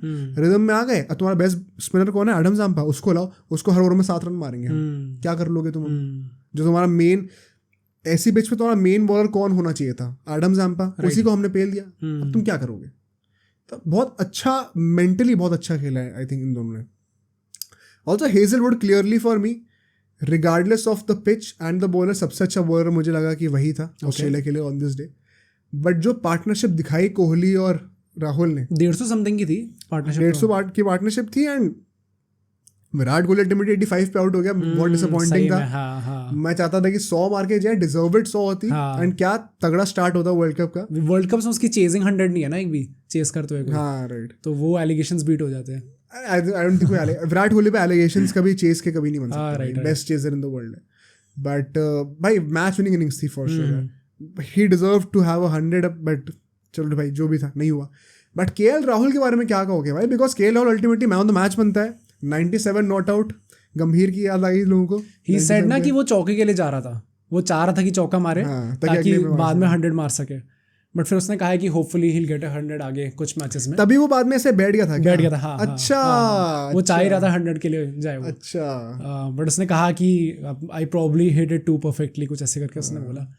बट इधर वे आई थिंक कि एक जो चीज़ थी हमारी, जो हम लोग इतने टाइम से रोते रहते हैं मिडिल ऑर्डर वगैरह कर करके, अगर जैसे रोहित शर्मा ने, आई रिमेंबर रोहित शर्मा ने ये चीज़ अपनी बिफोर द वर्ल्ड कप किसी प्रेस कॉन्फ्रेंस में कहा था कि I want my middle order to prepare for 10 for 3 situations. कि आपके 10 रन पे 3 विकेट गिर गए हैं, एंड ये वही सिचुएशन थी इस बार, एंड उसमें मिडिल ऑर्डर ने परफॉर्म करके दिया है आपको इस बार। भाई रोहित शर्मा का तुम कुछ भी कह लो बैटिंग के लिए, but captaincy I think exemplary थी। Right, definitely. तो all in all a great start for India in this world cup, and what people don't recognise is कि पहला मैच ही ऑस्ट्रेलिया से था, जो कि बिग 3 में आती है। हाँ, तो एक बहुत बड़ा मैच आपने टिक ऑफ कर दिया है पहले से। अब अगला मैच अफगानिस्तान से है, फिर पाकिस्तान से होगा, फिर दोबारा बांग्लादेश आ जाएगी। तो 3 में से 2 मैच एटलीस्ट आप कह सकते हो थोड़े से हम लोग सी ऑफ कर सकते हैं। राइट। तो अगर आप मान लो होपफुली 4 मैचेस लगातार जीत जाओ पहले के, तो अगले 5 में से आपको शायद 2 मैचेस ही जीतने, और फिर भी आप रन रेट के चक्कर में आ सकते हो अंदर 8 मैक्स 3 और। तो प्रेशर बहुत कम हो जाएगा इंडिया पे in the second half of the tournament, अगर ये पहले के 3-4 मैच निकाल लिए अच्छे से तो। राइट। तो आई थिंक ये सबसे इंपॉर्टेंट मैच था स्टार्टिंग का। I hope and I believe कि शायद पाकिस्तान वाला मैच इतना मुश्किल नहीं होगा। हाँ, आई थिंक ऑस्ट्रेलिया वाला मैच होना था मुश्किल। तो भाई देखते हैं क्या होता है, but all in all great victory. Any ending notes for India? मतलब आई थिंक अच्छा है, काफ़ी कुछ चीज़ें हमें थोड़ी एक्सपोज होते भी दिखी इंडिया की, जैसे आई थिंक जो वीकनेस कुछ देखिए, एक तो हमारा टॉप ऑर्डर कोलैप्स फिर से हो गया। आई वुड नॉट वांट कि हमारा किसी भी मैच में आगे जाके ये चीज़ वापस हो, मतलब वो भी इतनी गंदी तरीके से, क्योंकि न्यूजीलैंड के अगेंस्ट जो हमारा हुआ था 2019 में, सब 1 रन पे आउट हुए थे, इस बार सब 0 पे आउट हुए थे, सारे डक पे आउट हुए थे। तो ऑब्वियसली स्कोर बोर्ड पे भी देखने में काफ़ी अच्छी चीज़ नहीं लगती देखने में। आई थिंक हमारी बॉलिंग से हमें काफ़ी पॉजिटिव्स मिले इस बार देखने को। एक बस वो थोड़ा कंसर्निंग फैक्टर होगा कि वही टेल एंडर्स को हमने काफ़ी रन देने दिए, बट वही बात है कि सारी चीज़ें हमारे हिसाब से नहीं हो सकती, तो प्रॉब्ली हो सकता है कि ये भी कंसर्न ना हो अल्टीमेटली। आई जस्ट होप कि हमारा टॉप ऑर्डर जो है वो इतनी आराम से कोलैप्स ना करे। राइट, वही मेन बात रहेगी यार। बाकी तो अभी बहुत मैचेस है कवर करने के लिए, तो और पता चलेगा, it's very early days still. So let's move on to the other games, क्योंकि हम लोग को अब देखो हर टीम का पहला मैच खत्म हो चुका है, तो हम राउंड अप करना है बेसिकली। पिछले पॉडकास्ट में हमने ओपनिंग गेम कवर किया था, पाकिस्तान नीदरलैंड्स की भी बात करी थी थोड़ी सी। अब बात करेंगे हम लोग बांग्लादेश अफगानिस्तान की and Sri Lanka and South Africa की। दोनों तगड़े गेम्स हुए थे, बहुत वन साइडेड हुए थे। Also notice how her game जो है ऑन पेपर वन साइडेड हुआ है। हाँ, राइट। इवन इंडिया का ऑन पेपर 52 बॉल से जीते हैं, वन साइडेड ही माना जाएगा, बट रियलिटी में काफ़ी क्लोज भी गए हैं कुछ गेम्स। तो लेट्स सी, अगर मैं बांग्लादेश अफगानिस्तान की बात करूं तो like you know what happened basically, 156 पे ऑल आउट हो गए थे। How would you sum up their performance initially? एक तो फर्स्ट ऑफ ऑल मैच धर्मशाला में था, तो ये चीज़ हमने पहले भी डिस्कस करी थी कि हाउ बांग्लादेश और अफगानिस्तान दोनों को ये पिच फेवर नहीं करने वाली है। सो टू बी वेरी ऑनेस्ट, मैं बहुत ज़्यादा हाई टोटल एक्सपेक्ट कर नहीं रहा था। सेइंग सो मुझे 200 तो एक्सपेक्टेड था मिनिमम, कि 200 तो जाएगा ही जाएगा। It was a good batting. हाँ, डेफिनेटली। 156 तो आई थिंक बहुत ही ज़्यादा पुअर था, ना। वेरी डिसअपॉइंटेड कि क्या कहते हैं, अफगानिस्तान की बैटिंग इतना भी नहीं रन बना पाई। अनाल से जो स्टार्ट था वो बहुत अच्छा था। हाँ, गुरबाज और इब्राहिम जैसा खेल रहे थे, क्या बढ़िया बैटिंग कर रहे थे यार, एकदम clean shots. In fact Gurbaz was there top scorer, 47 run मारे। भाई केकेआर से पता नहीं क्या कर रहा था, but he showed some promise. Ibrahim जो अच्छा खेलते हुए फिर आउट हो गया बिकॉज रन रेट थोड़ी सी स्लो होनी शुरू हो रही थी। जब एक टाइम पे ये लोग ना 83 फॉर 1 थे, उसके बाद से 156 पे ऑल आउट हो गए यार। राइट। मतलब तुम 73 रन तुमने और मारे सिर्फ, और तुम ऑल आउट हो गए। इतना गंदा कोलैप्स कैसे हो सकता है? राइट। और यहाँ पे जिस तरीके से शाकिब अल हसन ने 3 विकेट लिया आती, उसी ने चोक करा है पूरा गेम को। पहला विकेट भी उसी ने निकाला था। बट इनका जो कैप्टन भी है ना, उसने आके कुछ ऐसा था, उसने सिर्फ कितने 2 या 3 रन मारे हैं out of 22 balls he faced against Shakib Al Hasan. Okay. इतना प्रेशर क्रिएट कर लिया अपने ऊपर ही कि फिर रन रेट को मेंटेन करने के चक्कर में सब आउट हो गए यार। तो बहुत बहुत वियर्ड लगा मुझे यार कि तुम कैसे इतनी जल्दी कैसे आउट हो सकते हो। एक तो एज वी नो कि थोड़ी बॉलिंग फ्रेंडली नहीं, बेसिकली पेस फ्रेंडली पिच है। तो हाउ डू एक्सप्लेन कि जो विकेट्स आए हैं बांग्लादेश ने जो लिए हैं, 3 जो उनके मैक्सिमम लिए थे, एक शकीब अल हसन लिया था और एक कोई हसन करके मेहदी हसन, उन दोनों ने 3 विकेट लिए, दोनों स्पिनर्स हैं। सो ऐसा क्यों हुआ कि स्पिनर्स ने ज्यादा विकेट लिए? Because they enticed the batsman to come to step out and hit a slog. Although it's saying so, हम लोग कैसे कह रहे थे कि पेस जो है वो प्रॉब्लम होने वाली है अफगानिस्तान के लिए, ये लोग स्पिन को भी फेस नहीं कर पाए ढंग से। द पॉइंट है इज कि जैसे ही आपने रन्स चोक करने शुरू करे एज अ बैट्समैन जो कि उस क्वालिटी का नहीं है, आपके लिए easiest way to score runs क्या है? आपके दिमाग में क्या आएगा? जो स्पिनर आ रहा है मेरे सामने, वो लटकाएगा बॉल, मैं स्टेप आउट करके छक्का मार दूंगा। अब आप इतने लेकिन टेक्निकली एबल ही नहीं हो कि आप वो चीज़ कर पाओ एग्जीक्यूट। तो कितनी बार हमने देखा कि विकेट थ्रो करा बांग्लादेशियों ने अपना, अफगानिस्तानियों ने अपना। And credit to Bangladesh also because clever bowling करी, they knew when they had to introduce the spinners, कैसे उनको एंटाइज करें कि वो अपना विकेट थ्रो करें। आई थिंक बहुत स्मार्ट अप्रोच था बांग्लादेश का फॉर श्योर। जैसे ही मौका मिला पूरा लोगों ने चोक कर दिया। अफगानिस्तान से इमेच्योरिटी दिख गई, इनएक्सपीरियंस दिख गया। And I don't expect much from them honestly, because T20 में परफॉर्म करना बहुत अलग बात है। जैसे जैसे फॉर्मेट बड़ा होता जाता है, it gets much more difficult, आपकी असली वैल्यू दिख जाती है। तो Afghanistan still has a long way to go. Won't expect them to make it out of bottom 2 honestly, but let's hope कि कोई अपसेट करके दें, इंडिया के साथ ना करें बस। बट अगर मैं फिर बैटिंग पे हूँ, भाई बांग्लादेश में भी ना कुछ तो मुझे लगता है करना ही होता है। जो रनआउट हुआ है जिस तरीके से, भाई how can you be so lethargic? इतनी रुकी मिस्टेक कैसे कर दी यार? ये तो बैट पूरा स्ट्रेच करके अंदर लेके जाओ तो डाइव मारो। How can you get out like that? India में तो लोग विराट कोहली तो जान ले लेता कोई ऐसा होता तो। डेफिनेटली। एंड उसमें भी मतलब 2-3 विकेट गिरी गए थे। अल्टीमेटली अपना मेहदी जो है 50 भी मार देता है, उसके भी 2-3 बार कैच छूटे थे, तब जाके वो बचा है। तो अगर वो एक पॉइंट ऑफ टाइम पे बांग्लादेश का एक और विकेट गिर गया होता, जब वो 20-30 रन ही कुछ थे, उसमें अगर 3-4 विकेट गिर गए होते तो अफगानिस्तान के पास चांस आ जाता। नहीं, एक तो बांग्लादेश की बैटिंग में भी हम बात करें तो इन्हें काफ़ी टाइम लेके रन बनाए हैं। 156 ही बनाए थे, वो भी काफ़ी टाइम लेके बनाया। एंड इनके जो 2 टॉप स्कोर थे, एक तो वही मेहदी थे 57 बनाए थे, उसकी 78 की स्ट्राइक रेट थी, और शांतो जो 59 नॉट आउट रहा एंड में, उसकी 71 की स्ट्राइक रेट थी। तो क्या इन्होंने प्रॉपरली ट्राई नहीं किया क्योंकि दे नो कि जीत तो जाएंगी, या फिर क्या एक्चुअली प्रॉब्लम हो रही थी रन्स मारने में? आई थिंक वो वाली बात भी है कि लो स्कोरिंग थ्रिलर्स ना हमेशा आपको वो लगता है, जैसे इंडिया के साथ अभी नहीं हुआ था, 200 रन तो चेस कर रहे थे, फिर भी कॉशियस तो होना पड़ा ना। Same with them. ओके, आपको पता होता है कई लो स्कोर्स होते हैं ना, कई बार ट्रिकी होते हैं। ऑन द पेपर लगता है कि बहुत छोटा टारगेट है, लेकिन जैसे ही 2-3 विकेट गिर गए तो फिर आप फंस जाते हो। हाँ, तो बांग्लादेश के साथ भी यही हुआ था। आई थिंक 20-25 रन पे 2 विकेट गिर चुके थे। तो अच्छा उन्होंने सी ऑफ करा, it was very clever of them. And इसी के चलते पहला मैच जीत गया अपना, आई थिंक 15 वाले वर्ल्ड कप में, 19 वाले वर्ल्ड कप में, और अब ये तीनों बार अपना पहला मैच जीती है बांग्लादेश। बट अभी they have much more tougher games to come. But let's move on to Sri Lanka and South Africa, because यहाँ पे तो क्या ही हुआ है भाई, सो मेनी रिकॉर्ड्स ब्रोकन। अपने दिल्ली में हो रहा था मैच, श्रीलंका टॉस जीत के बॉलिंग करती है। अच्छा, यहाँ पे मुझे लग रहा था कि श्रीलंका को शायद बैटिंग कर लेनी चाहिए थी क्या। ओके, बिकॉज श्रीलंका का स्ट्रॉन्गर पॉइंट क्या है, देयर बॉलिंग। ऑल्दो 300 रन बना दिया मैं जानता हूँ, but coming into this game bowling था हमेशा से। Do you want your weaker half to be the dominant side in the second portion of the game? कि आप बैटिंग पे आपको रिलाई करना पड़ रहा है in the second part of the game? I am not really sure. And अगर इतना बैटिंग फ्रेंडली विकेट है तो आपको पता था कि साउथ अफ्रीका तगड़ा टोटल खड़ा करेगी, राइट? आपका क्या बैटिंग में इतनी कैपेबिलिटी है कि आप उसको आप चेस कर पाओ सेकेंड इनिंग्स में? तो मुझे लगा शायद like conditions wise it made sense to chase, but उनकी स्ट्रेंथ्स के हिसाब से मुझे लगा शायद वो बैटिंग भी कर सकते थे। Personally that is what I thought. But अगर हम लोग मैच की बात करें, तेम्बा बावूमा जो है वो पहली आउट हो जाता है बहुत जल्दी, right. But what was so impressive for me was कि उसके आउट होने के बावजूद डिकॉक और वैंडरसन जो है अपने वैंडरसन जो भी है, उन्होंने भाई रन रेट मरने नहीं दी। हाँ, राइट। और पहले के 10 ओवर आराम से सी ऑफ करे, कोई बहुत जल्दी नहीं थी। बट जैसे से अगले फेजेस आते गए भाई, मैं आपको बताता हूँ, मतलब मैं तो पूरा ब्रेकडाउन इसका नोट करा था। पहले के 10 ओवर में से 48 रन ही थे, बहुत ज़्यादा नहीं थे।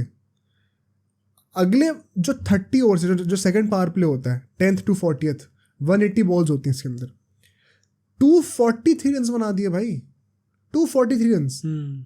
जो एक्सेलरेशन दिखा इन लोगों ने, एंड वो क्यों है एक्सेलरेशन? बिकॉज पहली बात तो फायर पावर बहुत है, स्किल सेट बहुत है, बट सेकंड इनके मिडिल ऑर्डर इतना तगड़ा है एग्जैक्टली कि they can have the liberty of going all. बहुत रिलायबल है, बहुत रिलायबल है। क्विंटन डिकॉक ने 100 मारती, अगली बॉल पे आउट हो गया। हाँ, जो सेलिब्रेशन कर रहा था वो। वैंडरसन ने बहुत तगड़ी अपना 100 मारी, बहुत अच्छा खेला वो भी। दोनों की स्ट्राइक रेट ही बहुत अच्छी थी। Started off very slow but eventually covered really well. जो कि हम स्टीव स्मिथ के लिए कह रहे थे कि अगर खेलता पूरा तो शायद बहुत अच्छा कर लेता, राइट। बट उसके बाद मार्करम जब आता है, मार्करम पागल आदमी है। इवन क्लासन ने कुछ 30 रन मारे थे, बट बहुत जल्दी मारे थे, 19-20 बॉल में मार दिए थे, राइट। और क्लासन ने तो मतलब फर्स्टली जिनको नहीं पता, वर्ल्ड कप की हिस्ट्री की फास्टेस्ट 100 मारी है 49 बॉल्स में। और साउथ अफ्रीका का ये जो टोटल है, ये वर्ल्ड कप की हिस्ट्री का सबसे बड़ा टोटल है आज तक का, किसी ने भी इतने रन नहीं बनाए थे। तो मार्करम जिस तरीके से फिनिश करा इनिंग्स को, मतलब he took them to the next level, और rightfully man of the match भी मिला उस चीज़ के लिए भाई। मतलब how do you stop this South African batting lineup? इतना रिलायबिलिटी है, एक तो नहीं, ये जो कॉम्बिनेशन है रिलायबिलिटी और फायर पावर का, ये बहुत मुश्किल है मिलना, बिकॉज यूजुअली जो पावर हिटर होता है वो रिलायबल नहीं होता। How do you counter this as you know an Indian team player जो कि ईडन गार्डन्स में खेलने वाला उनसे? What do you think? मुझे ऐसा लगता है कि एक तो पहली बात, आई नो उनके बॉलर्स अच्छे हैं श्रीलंका के, बट अगर हम लोग अपनी टीम की बात कर रहे हैं तो हमारे जो स्पिनर्स हैं, with all due respect to all the Sri Lankan जो भी बॉलर्स हैं, हमारे जनरली एकदम अलग लेवल के हैं। तो आई डू थिंक कि वो क्वालिटी का फ़र्क तो दिखने ही वाला है। एंड जिस तरीके से उनने रन बनाए, जितनी ईजिली रन बनाए हैं, ईडन गार्डन्स जैसी पिच पे होगा तो प्रॉब्ली शायद वैसे रन देखने को मिल सकते हैं, वैसे टाइप के। बट आई स्टिल थिंक कि हमारे बॉलर्स उस क्वालिटी के हैं, क्योंकि फास्ट पेस पिच होगी तो भी हमारे पास बॉलर्स बुमराह और बुमराह, शामी और सिराज जैसे हैं। और अगर स्पिनर्स है तो फिर तो एकदम आई जनरली थिंक हमारी जो स्पिन लाइनअप है वो प्रॉब्ली पूरे वर्ल्ड कप में बेस्ट है, फॉर श्योर बेस्ट है। तो आई डोंट थिंक कि साउथ अफ्रीका ने जितनी आराम से रन बना दी श्रीलंका के अगेंस्ट, वो इतनी आराम से रन बना पाएंगे हमारे अगेंस्ट, क्योंकि fire power and batting depth वो तो अपनी उसके पास भी है, ऑस्ट्रेलिया के पास। एंड जिस तरीके से रोक रखा था इंडिया ने, जैसे स्पिनर्स ने जिस तरीके से एकदम घोट रखा था उन लोगों को, आई डू थिंक वो सेम चीज़ रिप्लिकेट कर सकते हैं अपना साउथ अफ्रीका के against. Although in saying so I do think ये थोड़ा ट्रिकी फिक्सचर होने वाला है. एंड बाई चांस अगर साउथ अफ्रीका जीती है तो I won't be surprise. Right. But यहाँ पे मैं ये भी कहूंगा कि श्रीलंका के सारे जो पेसर्स हैं वो एक्सपोज हो गए यहाँ पे. इनएक्सपीरियंस दिख गया. Everybody had an economy of 8-9. बहुत पिटाई हुई है सबकी. बट अगर मैं सेकेंड इनिंग्स पे आऊँ, यहाँ पे भी एक जल्दी विकेट गिरता है श्रीलंका का पावर प्ले के अंदर ही. बट कुशल मेंडिस ऐसा खेल रहा था भाई, आई थॉट कि वो शायद मार्करम का रिकॉर्ड उसी मैच में तोड़ देगा, हो सकता है कि 49 बॉल से भी जल्दी मार देगा century. He was playing that good. But वही बात है ना कि जब आप 400 से ऊपर के रन का टारगेट चेस कर रहे हो तो आपका 50 ओवर के स्टार्टिंग से आपकी रिक्वायर्ड रन रेट 8 के ऊपर है. तो अगर आपका एक ओवर अच्छा गया जिससे आपने रन मार भी दी ना, तो भी आप नेक्स्ट ओवर में रिलैक्स नहीं कर सकते. आपको फिर भी जाना पड़ेगा. Right. I think that is exactly what happened with Sri Lanka. They just had 70-80 runs too many to chase. 350 का टारगेट होता तो शायद बच जाते. और यहाँ पे वही बात थी, कुशल मेंडिस भी ऐसे आउट हुआ था. उससे पहले वाले ओवर में भी he was scoring at a very good rate, but he could not stop, he could not afford to stop. तो अगले ओवर में भी मारने जाना ही था. एंड वहीं पे उसने विकेट अपना थ्रो कर दिया और आउट हो जाता है. उसके अलावा भी भाई शानका भी मारता है 50, आई थिंक असलंका भी 50 मारता है. But it was never going to be enough. Obviously 3 लोगों ने 50 मारी है, उससे आपके 300 रन शायद 280 बन सकते हैं. बट 400-450 रन मारने के लिए 3 लोगों को सेंचुरी मारनी पड़ेगी. वो डिफरेंस है जो कि साउथ अफ्रीका ने करके दिया. एंड साउथ अफ्रीका की तरफ से भी यार मतलब थोड़ी ब्राइट स्पॉट्स लगे मुझे. रबाडा अच्छी बॉलिंग करी है. मार्को जॉनसन ने प्रॉमिस दिखाया, ऑल्दो एक्सपेंसिव था थोड़ा सा, आई मस्ट से. और अपना इनका जो एक बॉलर है नया यार, कोएट्जी करके एक है, I don't know if I am pronouncing the name right, उसने भी 3 विकेट लिए हैं. तो may be he could fill up some shoes for अपना नोकिया if need be. And all in all अगर मैं कुछ कहूँ, ऑफ कोर्स ये लाइनअप वैसा तो नहीं है जैसे नोकिया होता तो होता ये bowling lineup, but it does not seem that bad either. They do have spin options as well. And अगर ये लोग अपनी बैटिंग पे रिलाई करेंगे ना, तो आई थिंक इनकी स्ट्रैटेजी वही होनी चाहिए. Possibly chase if you can, because bowling का जो तुम्हारा वीकर पार्ट है उसको लेके निकल लो पहले, then back your batsman to go all the way. Right.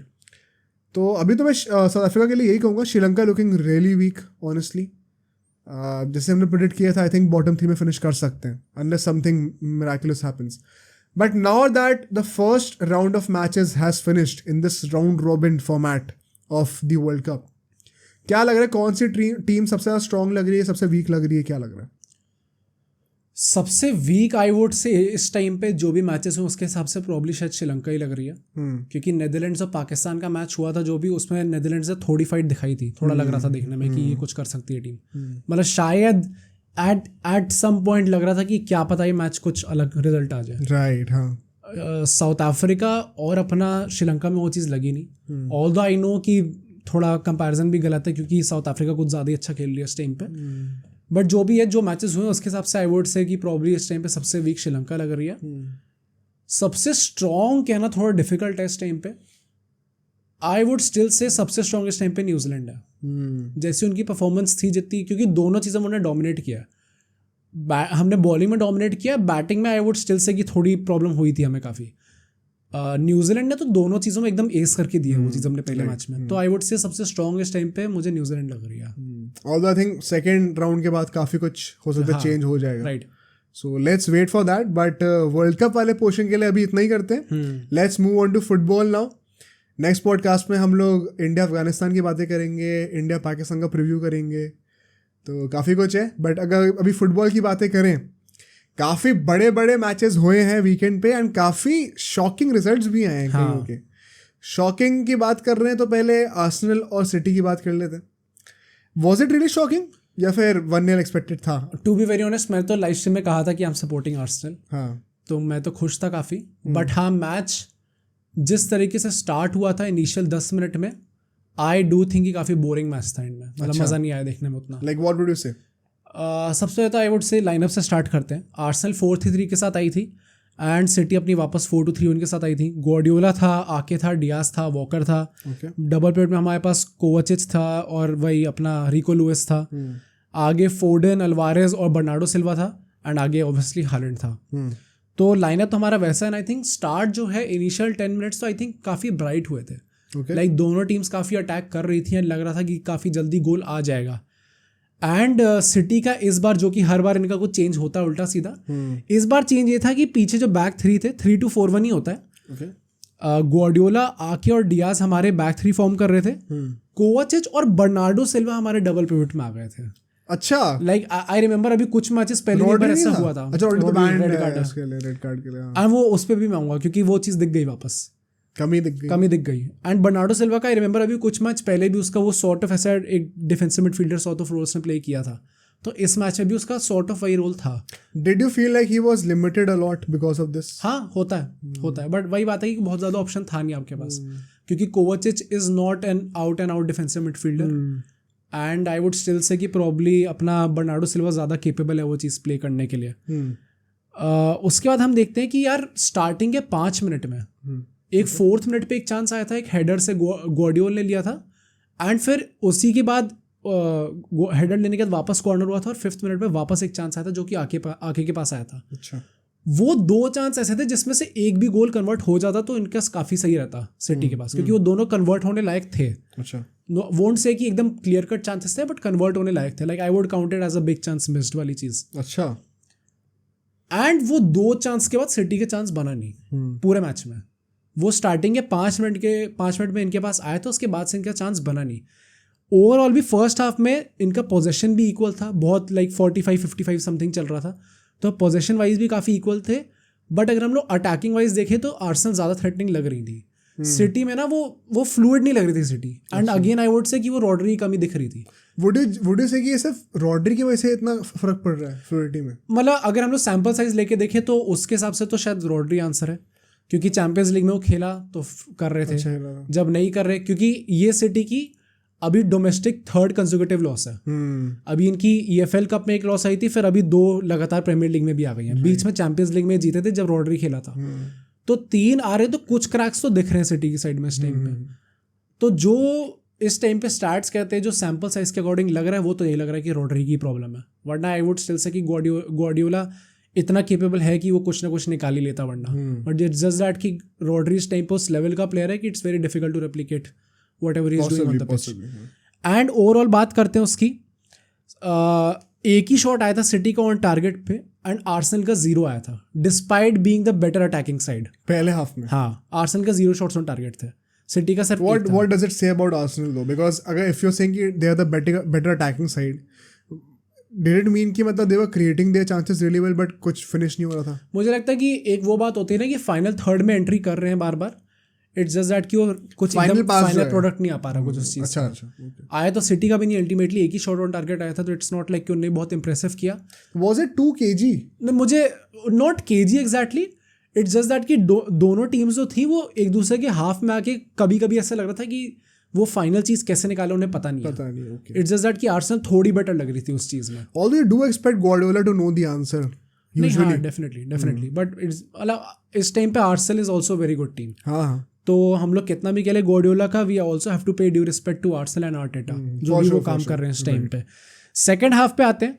Second half में आई वुड से थोड़ा और टाइट हो गया था मैच, जो पोजीशन वाइज भी थे स्टैटिस्टिक्स वो कुछ ऐसे 40 आई रिमेंबर कुछ ऐसे 48-52 समथिंग सॉर्ट ऑफ ऐसा एकदम वाला 50-50 मान सकते हो उस चीज़ को। तो बहुत ही क्लोज मैच हो गया था, बहुत टाइट मैच हो गया था। एंड अगेन आई वुड से कि आर्सेनल इस बार उन्होंने अटैक थोड़ा और बेटर कर लिया था, एंड सिटी वही थोड़ी कंफ्यूज लग रही थी। लाइक उनके हाफ में गए but they don't really know कि अब फाइनली चांस कैसे निकालना है। Haaland again was a ghost I would say. एक और बुरा मैच गया उसका। इस मैच में उसने एक भी शॉट नहीं लिया, 0 XG अक्यूमुलेट किया उसने इस पूरे मैच में, एक भी शॉट नहीं लिया। टचेस कितने थे का शॉट नहीं लिया? तो आई डोंट रिमेंबर टचेस कितने थे, बट शॉट उसने एक भी नहीं 10 से कम तो नहीं थे टचेस, हो सकता है, मतलब I won't be surprise, but it just shows कि कितना ज़्यादा फ्रस्ट्रेटेड है वो।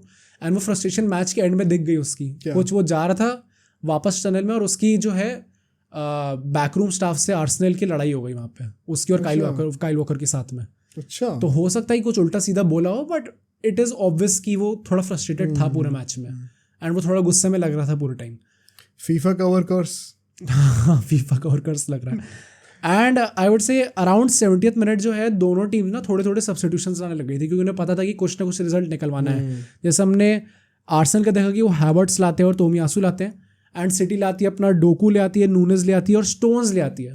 तो this is a positive sign कि स्टोन्स इज बैक फाइनली, वापस आ रहा है. तो कुछ एक पॉजिटिव रे ऑफ होप मिल रही है सिटी को. Do you think Docu should have started दो? एक तो प्रॉब्लम ये है ग्रीलिश भी स्टार्ट नहीं कराया, प्रॉब्लम बिकॉज उसका लास्ट गेम उतना अच्छा नहीं रहा था. इनने फोर्डन स्टार्ट कराया. एक तो इनके क्वालिटी भी ऐसी है भाई साहब की कभी ग्रीलिश ने स्टार्ट हर कोई कहीं भी खेल लेता है, कोई कहीं भी खेल लेता है. ग्रीलिश ने स्टार्ट करा तो फोर्डन कर लिया, फोर्डन नहीं करा तो डोकू कर लिया. आई डू थिंक कि on the basis of recent matches, recent performances, obviously Doku would have started, but it's just that कि Arsenal के against match था and Foden has a bit more experience than Doku, शायद इस season से उसे start कराया हो. Possibly way. And overall अगर मैं बात करूँ एक और चीज़ की, जो गोल आता है फाइनली वो 86 मिनट पे आता है. मार्टिनेली का गोल था, ऑल्दो आई वुड से कि ओन गोल कह सकते हैं उस चीज़ को.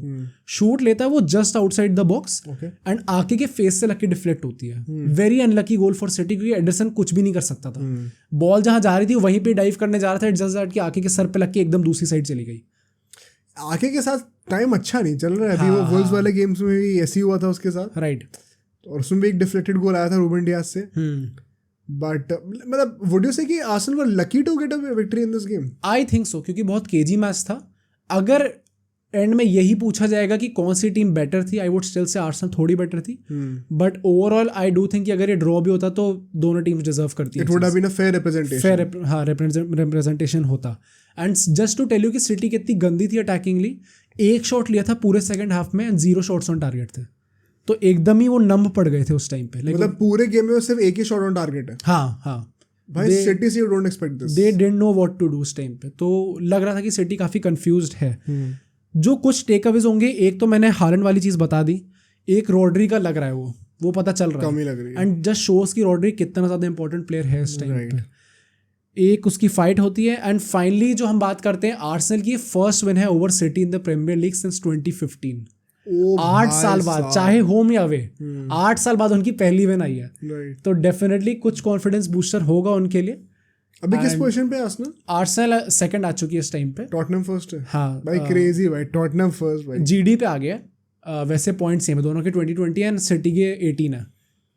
तो अभी साल के एंड आता है तो कुछ और हो ही जाएगा अल्टीमेटली, हमें सबको पता है. बट हाँ, as things stand right now, a very good result for Arsenal.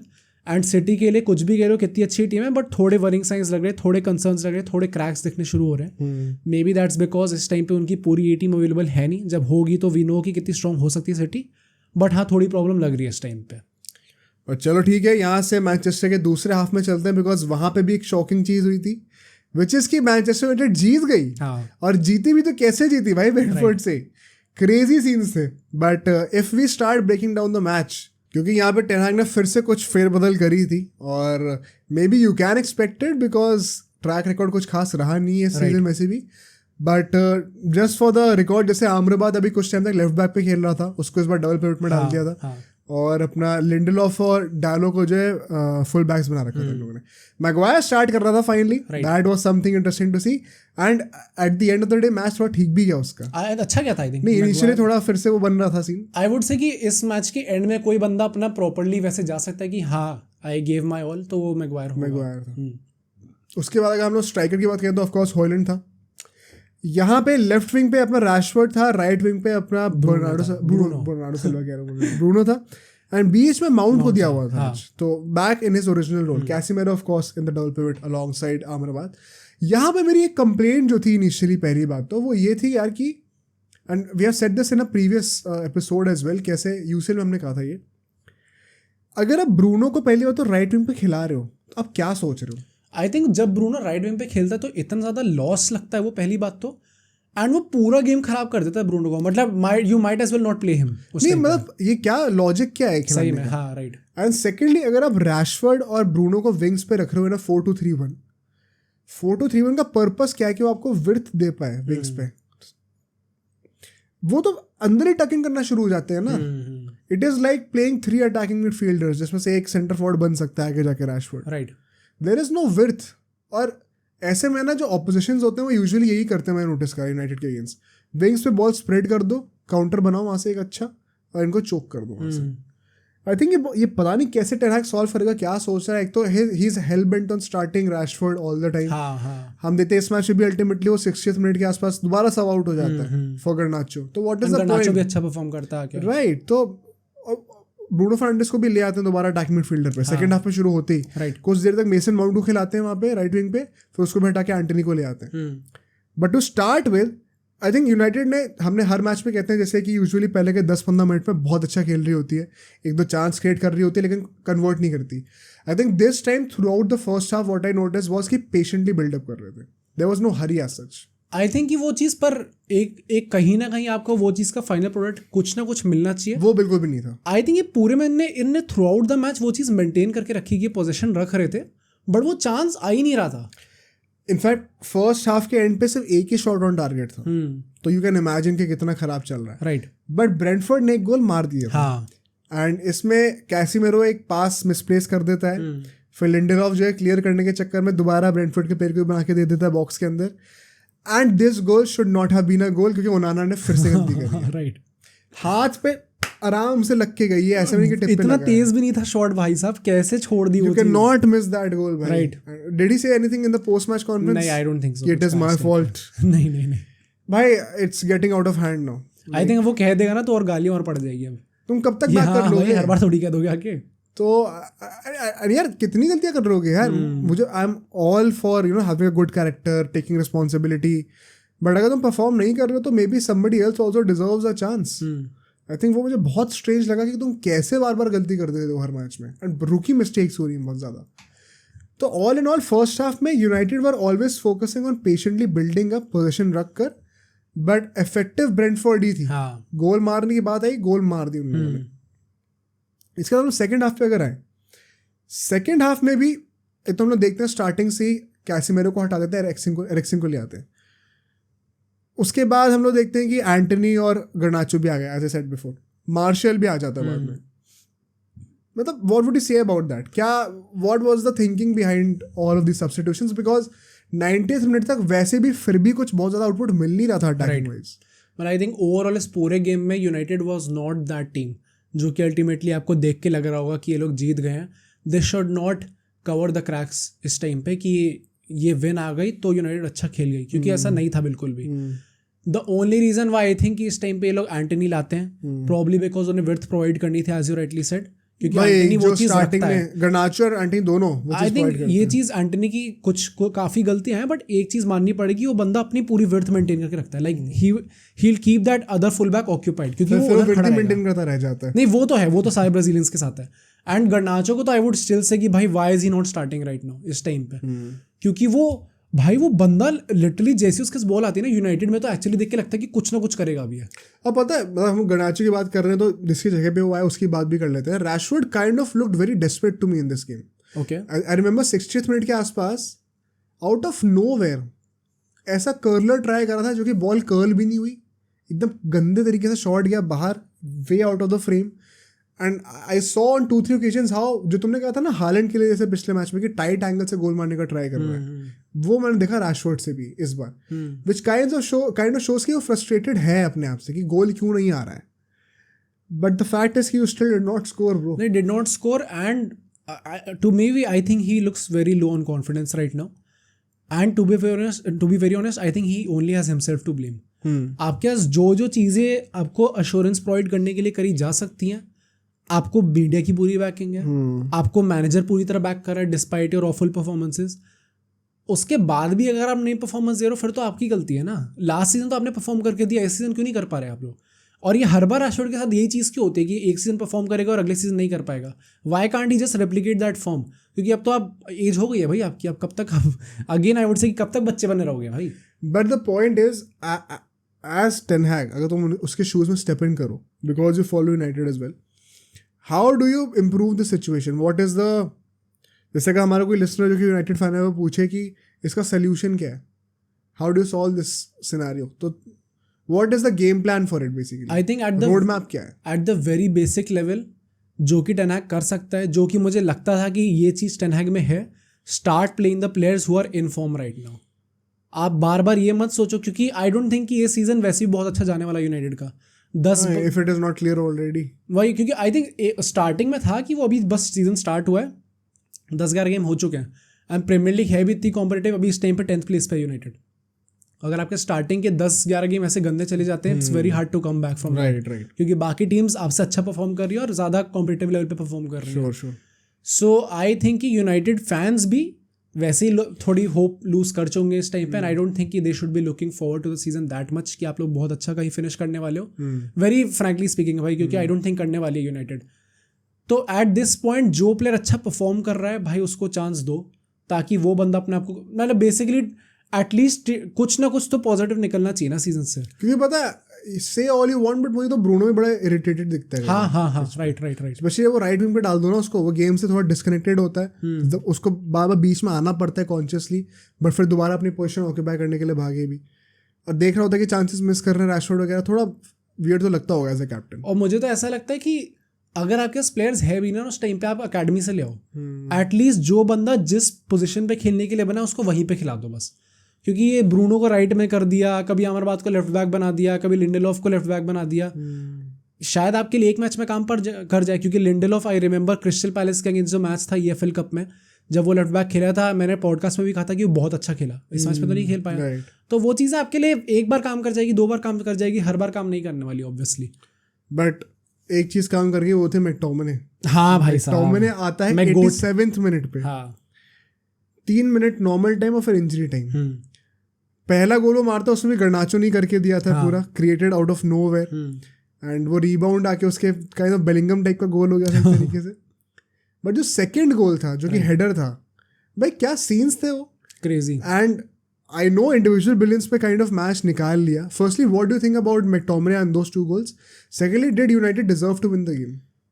I don't think so deserve करती थी जीतना, because I remember 80th minute के आसपास Brentford also had a couple of good chances. यार यूनाइटेड ने तो इस पूरे मैच में बिफोर दैट जो भी मैकटोमिने ने करा वो भी इंडिविजुअली कुछ ऐसा नहीं करा था, कुछ खास नहीं करा, डिडंट शो एनीथिंग जिससे हम लोग कह सके वो डिजर्व करते थे जीतना। और मेन पॉइंट ये कि घर में मैच था, ये घर में आप नहीं कर पा रहे ब्रेंटफोर्ड के against. I think at this point of time it does not even matter for United कि हाँ घर पे है, बाहर है, सही में हारना तो हर जगह जाता है, राइट। मैकटोमिने का आई वुड से कि ये चीज़ मैकटोमिने में ये बात तो है कि वो कभी कभी कुछ मैचेस में एक्स फैक्टर लेके आता है। सो दिस जब रोनाल्डो भी था यूनाइटेड में, तब भी कुछ मैचेस में जिस मैच में परफॉर्म करेगा उस मैच में कुछ ज़्यादा ही अच्छा परफॉर्म कर देगा, और जिस मैच में नहीं करेगा उसमें बहुत ही गंदा करेगा। तो I have always maintained my stance कि McTominay is a good bench player, he is a good guy to have off the bench, right. अगर आपको ऑफ द बेंच कोई प्लेयर चाहिए तो प्रॉब्ली ऐसे पैशन मर्चेंट्स चाहिए होते हैं आपको, जो कि थोड़ा उल्टे, मतलब बस क्लब के लिए जानवन देने के लिए जानवन लगा दे बस। कभी कभी वो चीज़ पुल ऑफ हो जाती है। तो आई वुड स्टिल से कि McTominay as a bench player is a good option, but वही बात है कि he is not going to do this in every game. Of course it's not even fair to expect exactly out of him कि हमेशा करेगा, but should he be starting? ना I don't think सो। कोई भी ऐसा प्लेयर है नहीं जो कि जिसको बैठाओगे उसे स्टार्ट कर सकते हो। That was my next question कि बैठाओगे भी तो किसको बैठाओगे, right. But all in all very crucial 3 points for United, because अगर ये मैच भी घर पे हार जाते हैं ना, मतलब it is just getting worse as the days progress basically for ten Hag and for the team as well. तो तुम कहाँ ही मुंह छुपाओगे अपना। बट आई होप कि this victory does not derail them from the problems that they are facing. उनको face करना बहुत ज़रूरी है, मास्क मत डालना उसके ऊपर। तो may be you can feel happy for a day और two, but then again you should know the ground reality. But surprising win for sure.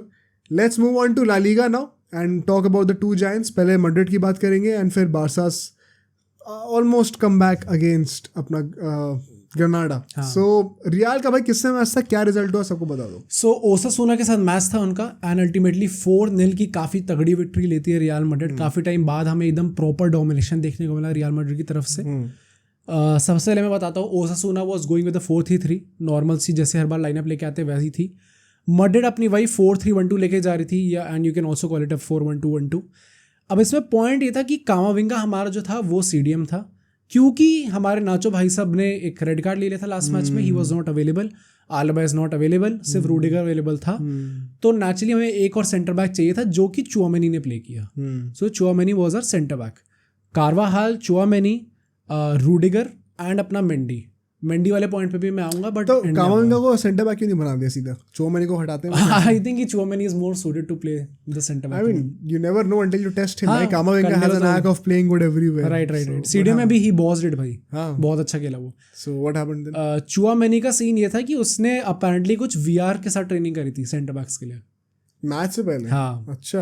And भाई जो भी है इट पेड ऑफ, जैसी भी उसने करी, but he was very good.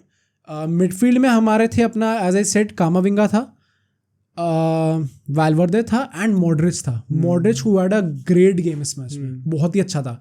आगे बेलिंगम था एंड देन आगे एकदम रॉड्रिगो बेंच था, तो होजेलू एंड विनीशियस जूनियर थे। सो 4-3-1-2 की फॉर्मेशन थी एंड आई थिंक काफ़ी overall, just to give you gist of the game, I think काफ़ी प्रॉपर्ली हमने डोमिनेट किया throughout the game. Starting में ना हमें कुछ वो दिखता है ना कि मैड्रिड पोजीशन वाइज डोमिनेट कर रही होती है, बट डिफेंसिवली वल्नरेबल दिखती है कभी कभी। तो इस बार वो भी नहीं दिख रही थी प्रॉपर्ली, जस्ट बिकॉज की ऑपोजिशन भी उतना कुछ खास था नहीं। Is it because of Tchouameni? तो पता नहीं पता चला उसका भी खराब कर दिया भाई साहब आगे जाके। एंसेलोटी को भाई देख के ऐसे हाथ मल रहा कि भाई ये तो मिल गया नया सेंटर बैक, नया बकरा मिल गया।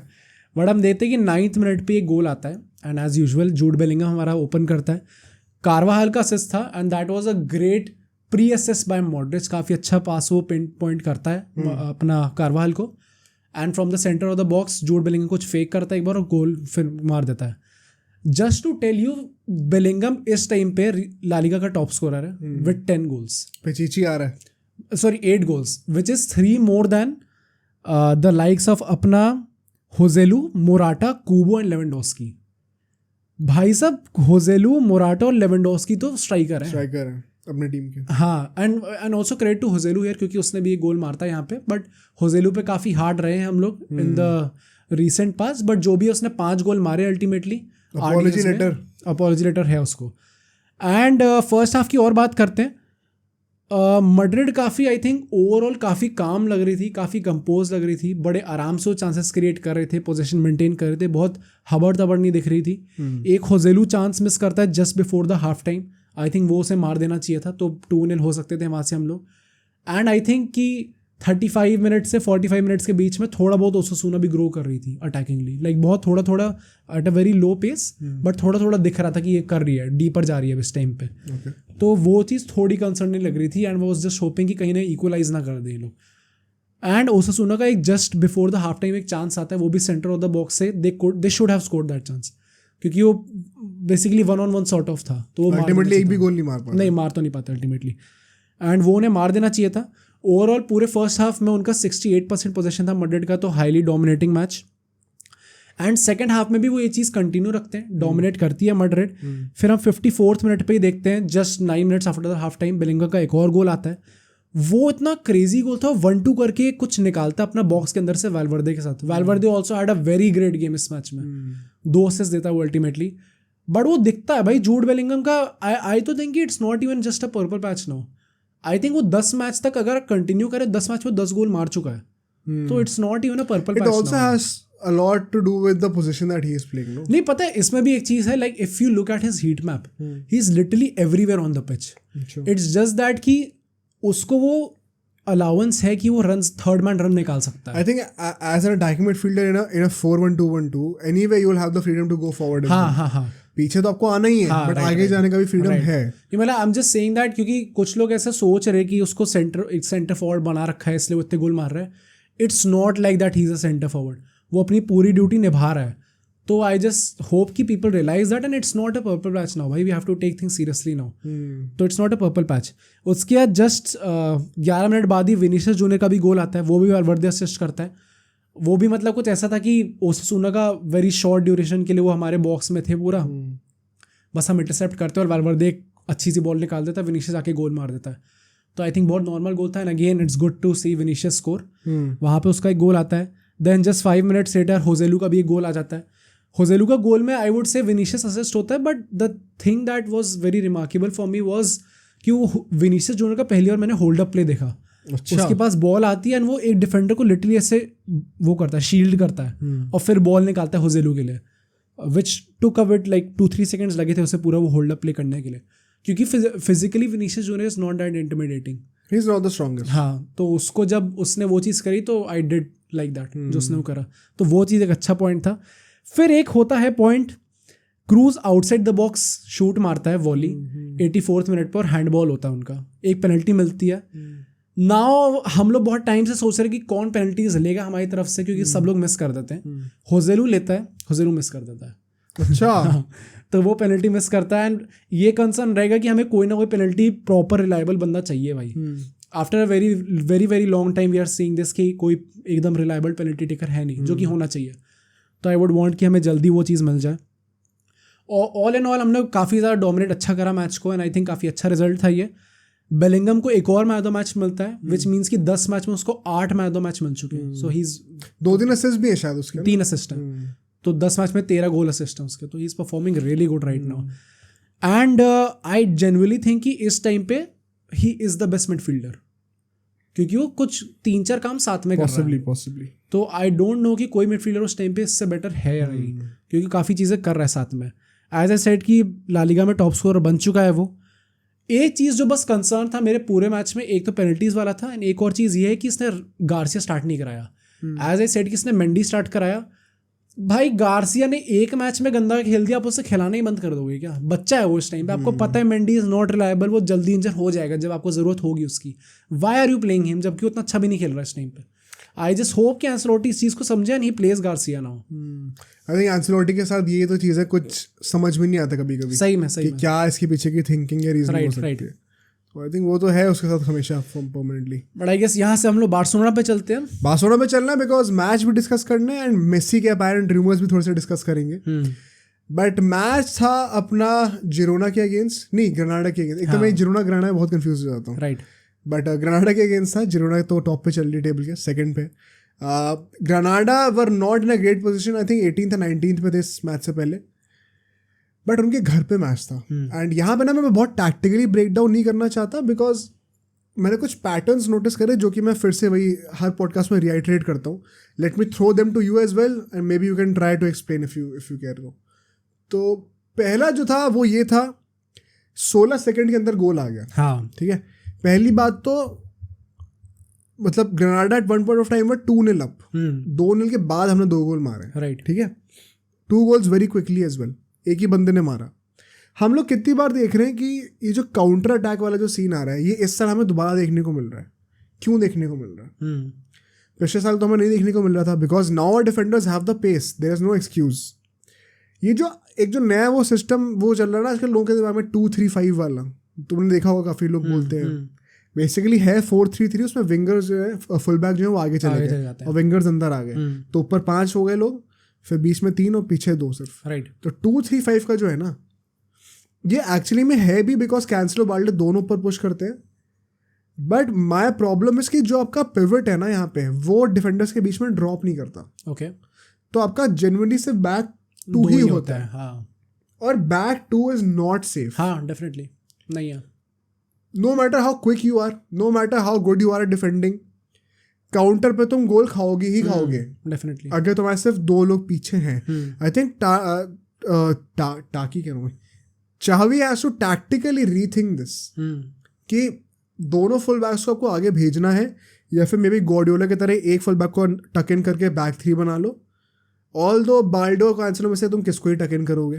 सो दैट मीन्स कि फिर आपका जो CDM है, पिवट जो है, वो पीछे ड्रॉप इन करेगा।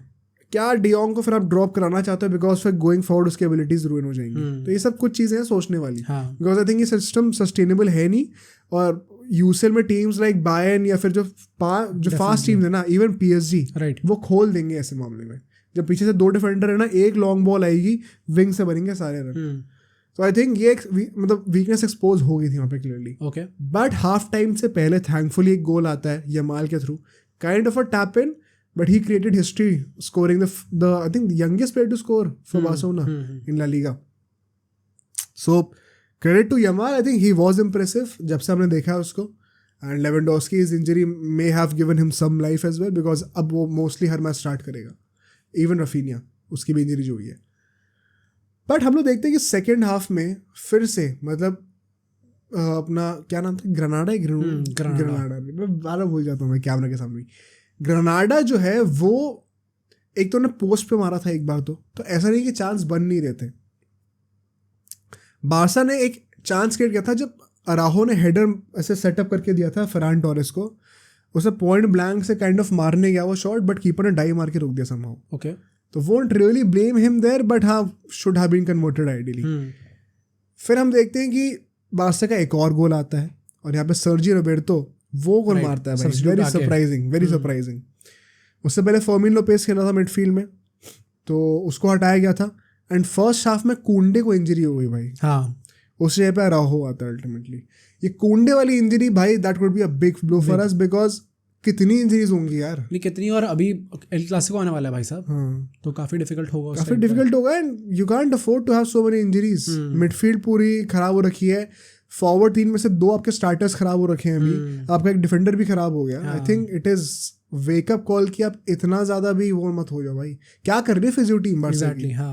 Why are the players not competent enough? Right. So on the physical front, kind of felt strange for me. Let's see कि कब तक वापस आता है वो.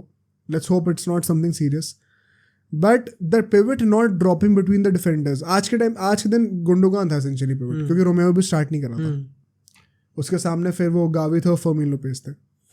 I think वो रिस्पॉन्सिबिलिटी लेनी पड़ेगी DM को, which is why maybe we do genuinely need a proper DM at this point of time.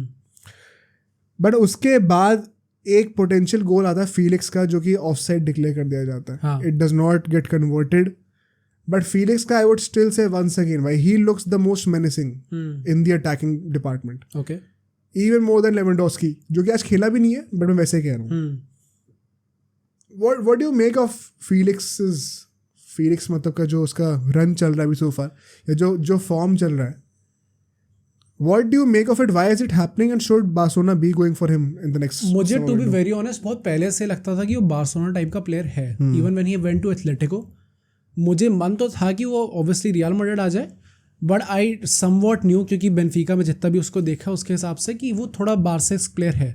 कुछ प्लेयर ऐसे होते हैं जिनको देख के पता चल जाता है. जिन प्लेयर में फ्लेयर होती है ना थोड़ी बहुत, जो एकदम प्रॉपर वो पासिंग वाले प्लेयर्स होते हैं, 1-2 वाले प्लेयर्स होते हैं, वो सबको पता होता है बार्सा के लिए बने पॉसिबली. हाँ. तो ये चीज़ पोर्चुगल में भी देखने को मिली थी जब वो रोनाल्डो के साथ ऐसे 1-2 स्ट्राइक करता है.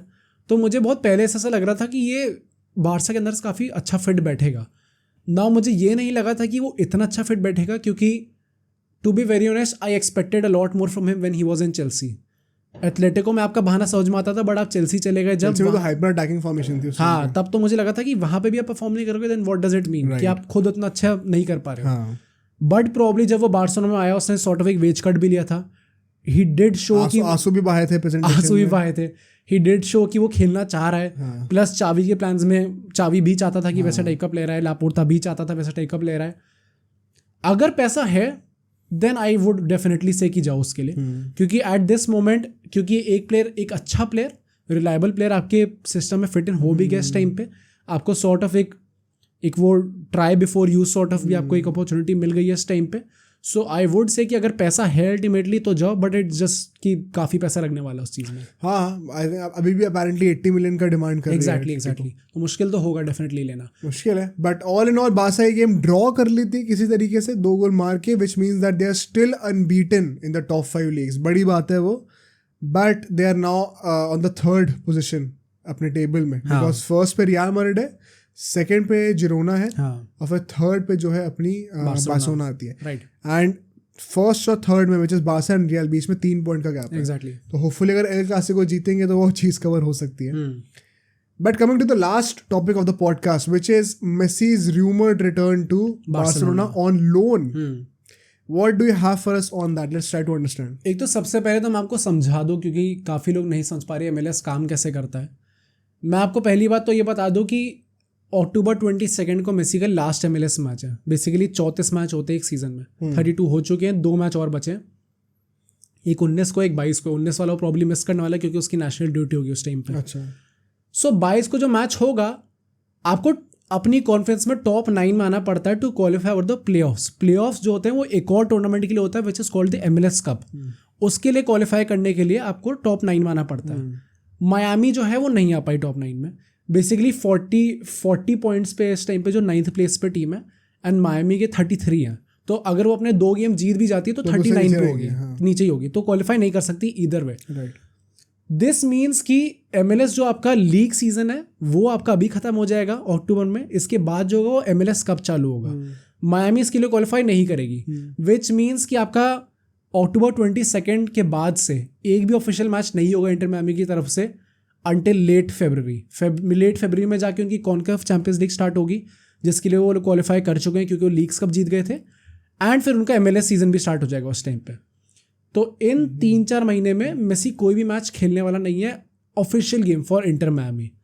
तो काफ़ी लोग सोच रहे हैं, क्योंकि ये चीज़ शायद पहले भी हो चुकी है as reported by some media houses, कि बेकम के साथ भी ये चीज़ हुई थी और 1-2 शायद ज़्लाटन के साथ भी शायद ये चीज़ थ्योरी ऑनरी के साथ ये चीज़ हुई थी कि इस पीरियड में वो लोग चले जाते हैं लोन पे।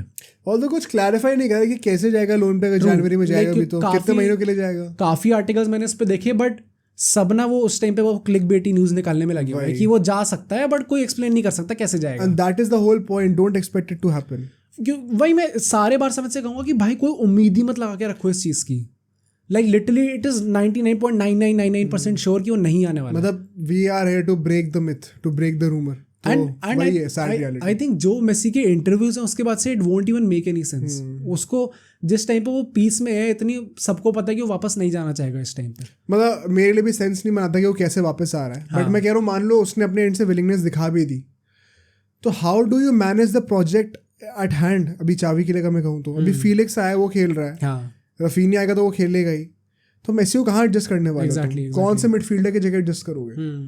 तो आई थिंक मेसी अगर आएगा लोन पे तो वो तो थोड़ा वियर्ड सिचुएशन भी हो जाएगा भाई, कि अब थोड़ी देर के लिए आया 5-6 महीने के लिए उसमें, बट इसको मेन रोल भी दे दो, सब करवा लो, तो बाकी की टीम कैसे तैयार होगी? ऑल्सो सेकेंड, मतलब मैं तो यही कहूँगा यार कि जैसे गाइस लाइक लमीन यमाल है, अभी फर्मीन लोपेज है, ये लोग कोई चांस है इन लोगों का खेलने का, स्टार्ट करने का, अगर मेसी आता है? मुझे तो ऐसा लगता है कि अगर आप लाने वाले थे मेसी, जो कि रूमर 2 ईयर कॉन्ट्रैक्ट होने वाला था, तब मैं तब भी उसके अगेंस्ट था, क्योंकि हो सकता है ग्रोथ रुक जाए, बट इससे तो ज़्यादा सेंस बना रही थी वो चीज़।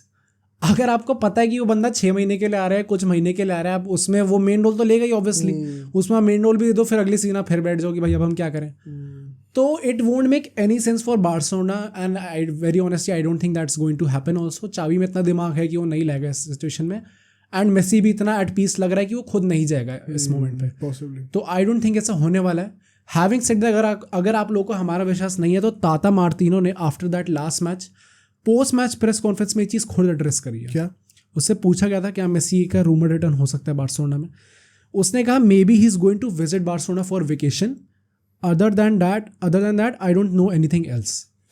देखो मैं ये तो श्योर है कि वो चैरिटी मैच तो कराएंगे उसके, वो नहीं, एंड होर्गे मास जो है, जो कि उनका ओनर है, 3 ओनर में से एक है, उसने ये चीज़ बोली है कि मेसी जिस सिचुएशन में बार्सिलोना से निकला वो नहीं चाहता था ऐसा, एंड ऑब्वियसली बहुत अनफॉर्चुनेट सिचुएशन थी। तो इट इज़ पॉसिबल कि इस पीरियड में जो 4 महीने मेसी नहीं खेलेगा, हो सकता है इंटर मायामी का एक मैच हो बार्सिलोना के साथ। अच्छा, तो वो ट्रिब्यूट वाला match is possible. Also I feel कि यार अभी जनवरी में अगर आएगा भी तो कब तक खेलेगा एग्जैक्टली, बिकॉज फेब में तो फिर MLS शुरू हो जाएगा, तो तुम यूरोप में खेलो तो तुम्हारी MLS की टीम भी लटक रही है। कैसे एग्जैक्टली चलेगा डायनामिक्स किसी ने कुछ नहीं पता है, right? But we can only hope कि, मतलब एक वो गिल्टी प्लेजर तो है ही यार कि मेसी आ जाए टीम में बार्सिलोना में। I would love for that to happen, and अगर लोन पे आ रहा तो शायद उतना फर्क भी ना पड़े hopefully. But on that note let's end today's podcast. I think काफ़ी सारे टॉपिक्स कवर करें। अगले पॉडकास्ट में इंडिया पाकिस्तान भी डिस्कस करना है हम लोगों को, वर्ल्ड कप पूरा डिस्कस करेंगे, फुटबॉल में भी काफ़ी मैचेस हो चुके होंगे तब तक, वो भी कवर करने। तो एनी लास्ट एंडिंग थॉट्स? मतलब आई थिंक बस इस टाइम पे तो पूरा वर्ल्ड कप ही पूरे जोर शोर में है, तो और काफ़ी अच्छे नोट पे स्टार्ट हुआ है हमारा वर्ल्ड कप, तो लेट्स जस्ट होप कि ऐसा ही चलता है। बाकी भाई अगर ये वीडियो आपको पसंद आई, ये पॉडकास्ट पसंद आया अभी तक अगर आप देख रहे हो, तो make sure to like this podcast और अपने दोस्तों में फैलाओ ये चीज़। कमेंट करके बताओ आपके क्या थॉट्स है जितने भी हमने टॉपिक्स डिस्कस करें। बाकी जो हमारे सोशल मीडिया हैंडल्स है वो भी आपको स्क्रीन में दिख जाएंगे, तो वहाँ पे भी हमें चेकआउट करो। एंड जो नेक्स्ट वीडियो है वो हमारी कौन सी? नेक्स्ट वीडियो आपको वहाँ दिख जाएगी, उसको आप देख लेना अच्छे से, और देख के उसके बारे में बताना उस वीडियो कमेंट सेक्शन में, और यहाँ पे बताना ये वीडियो कैसी लगी। बाकी मिलते हैं नेक्स्ट वीडियो में।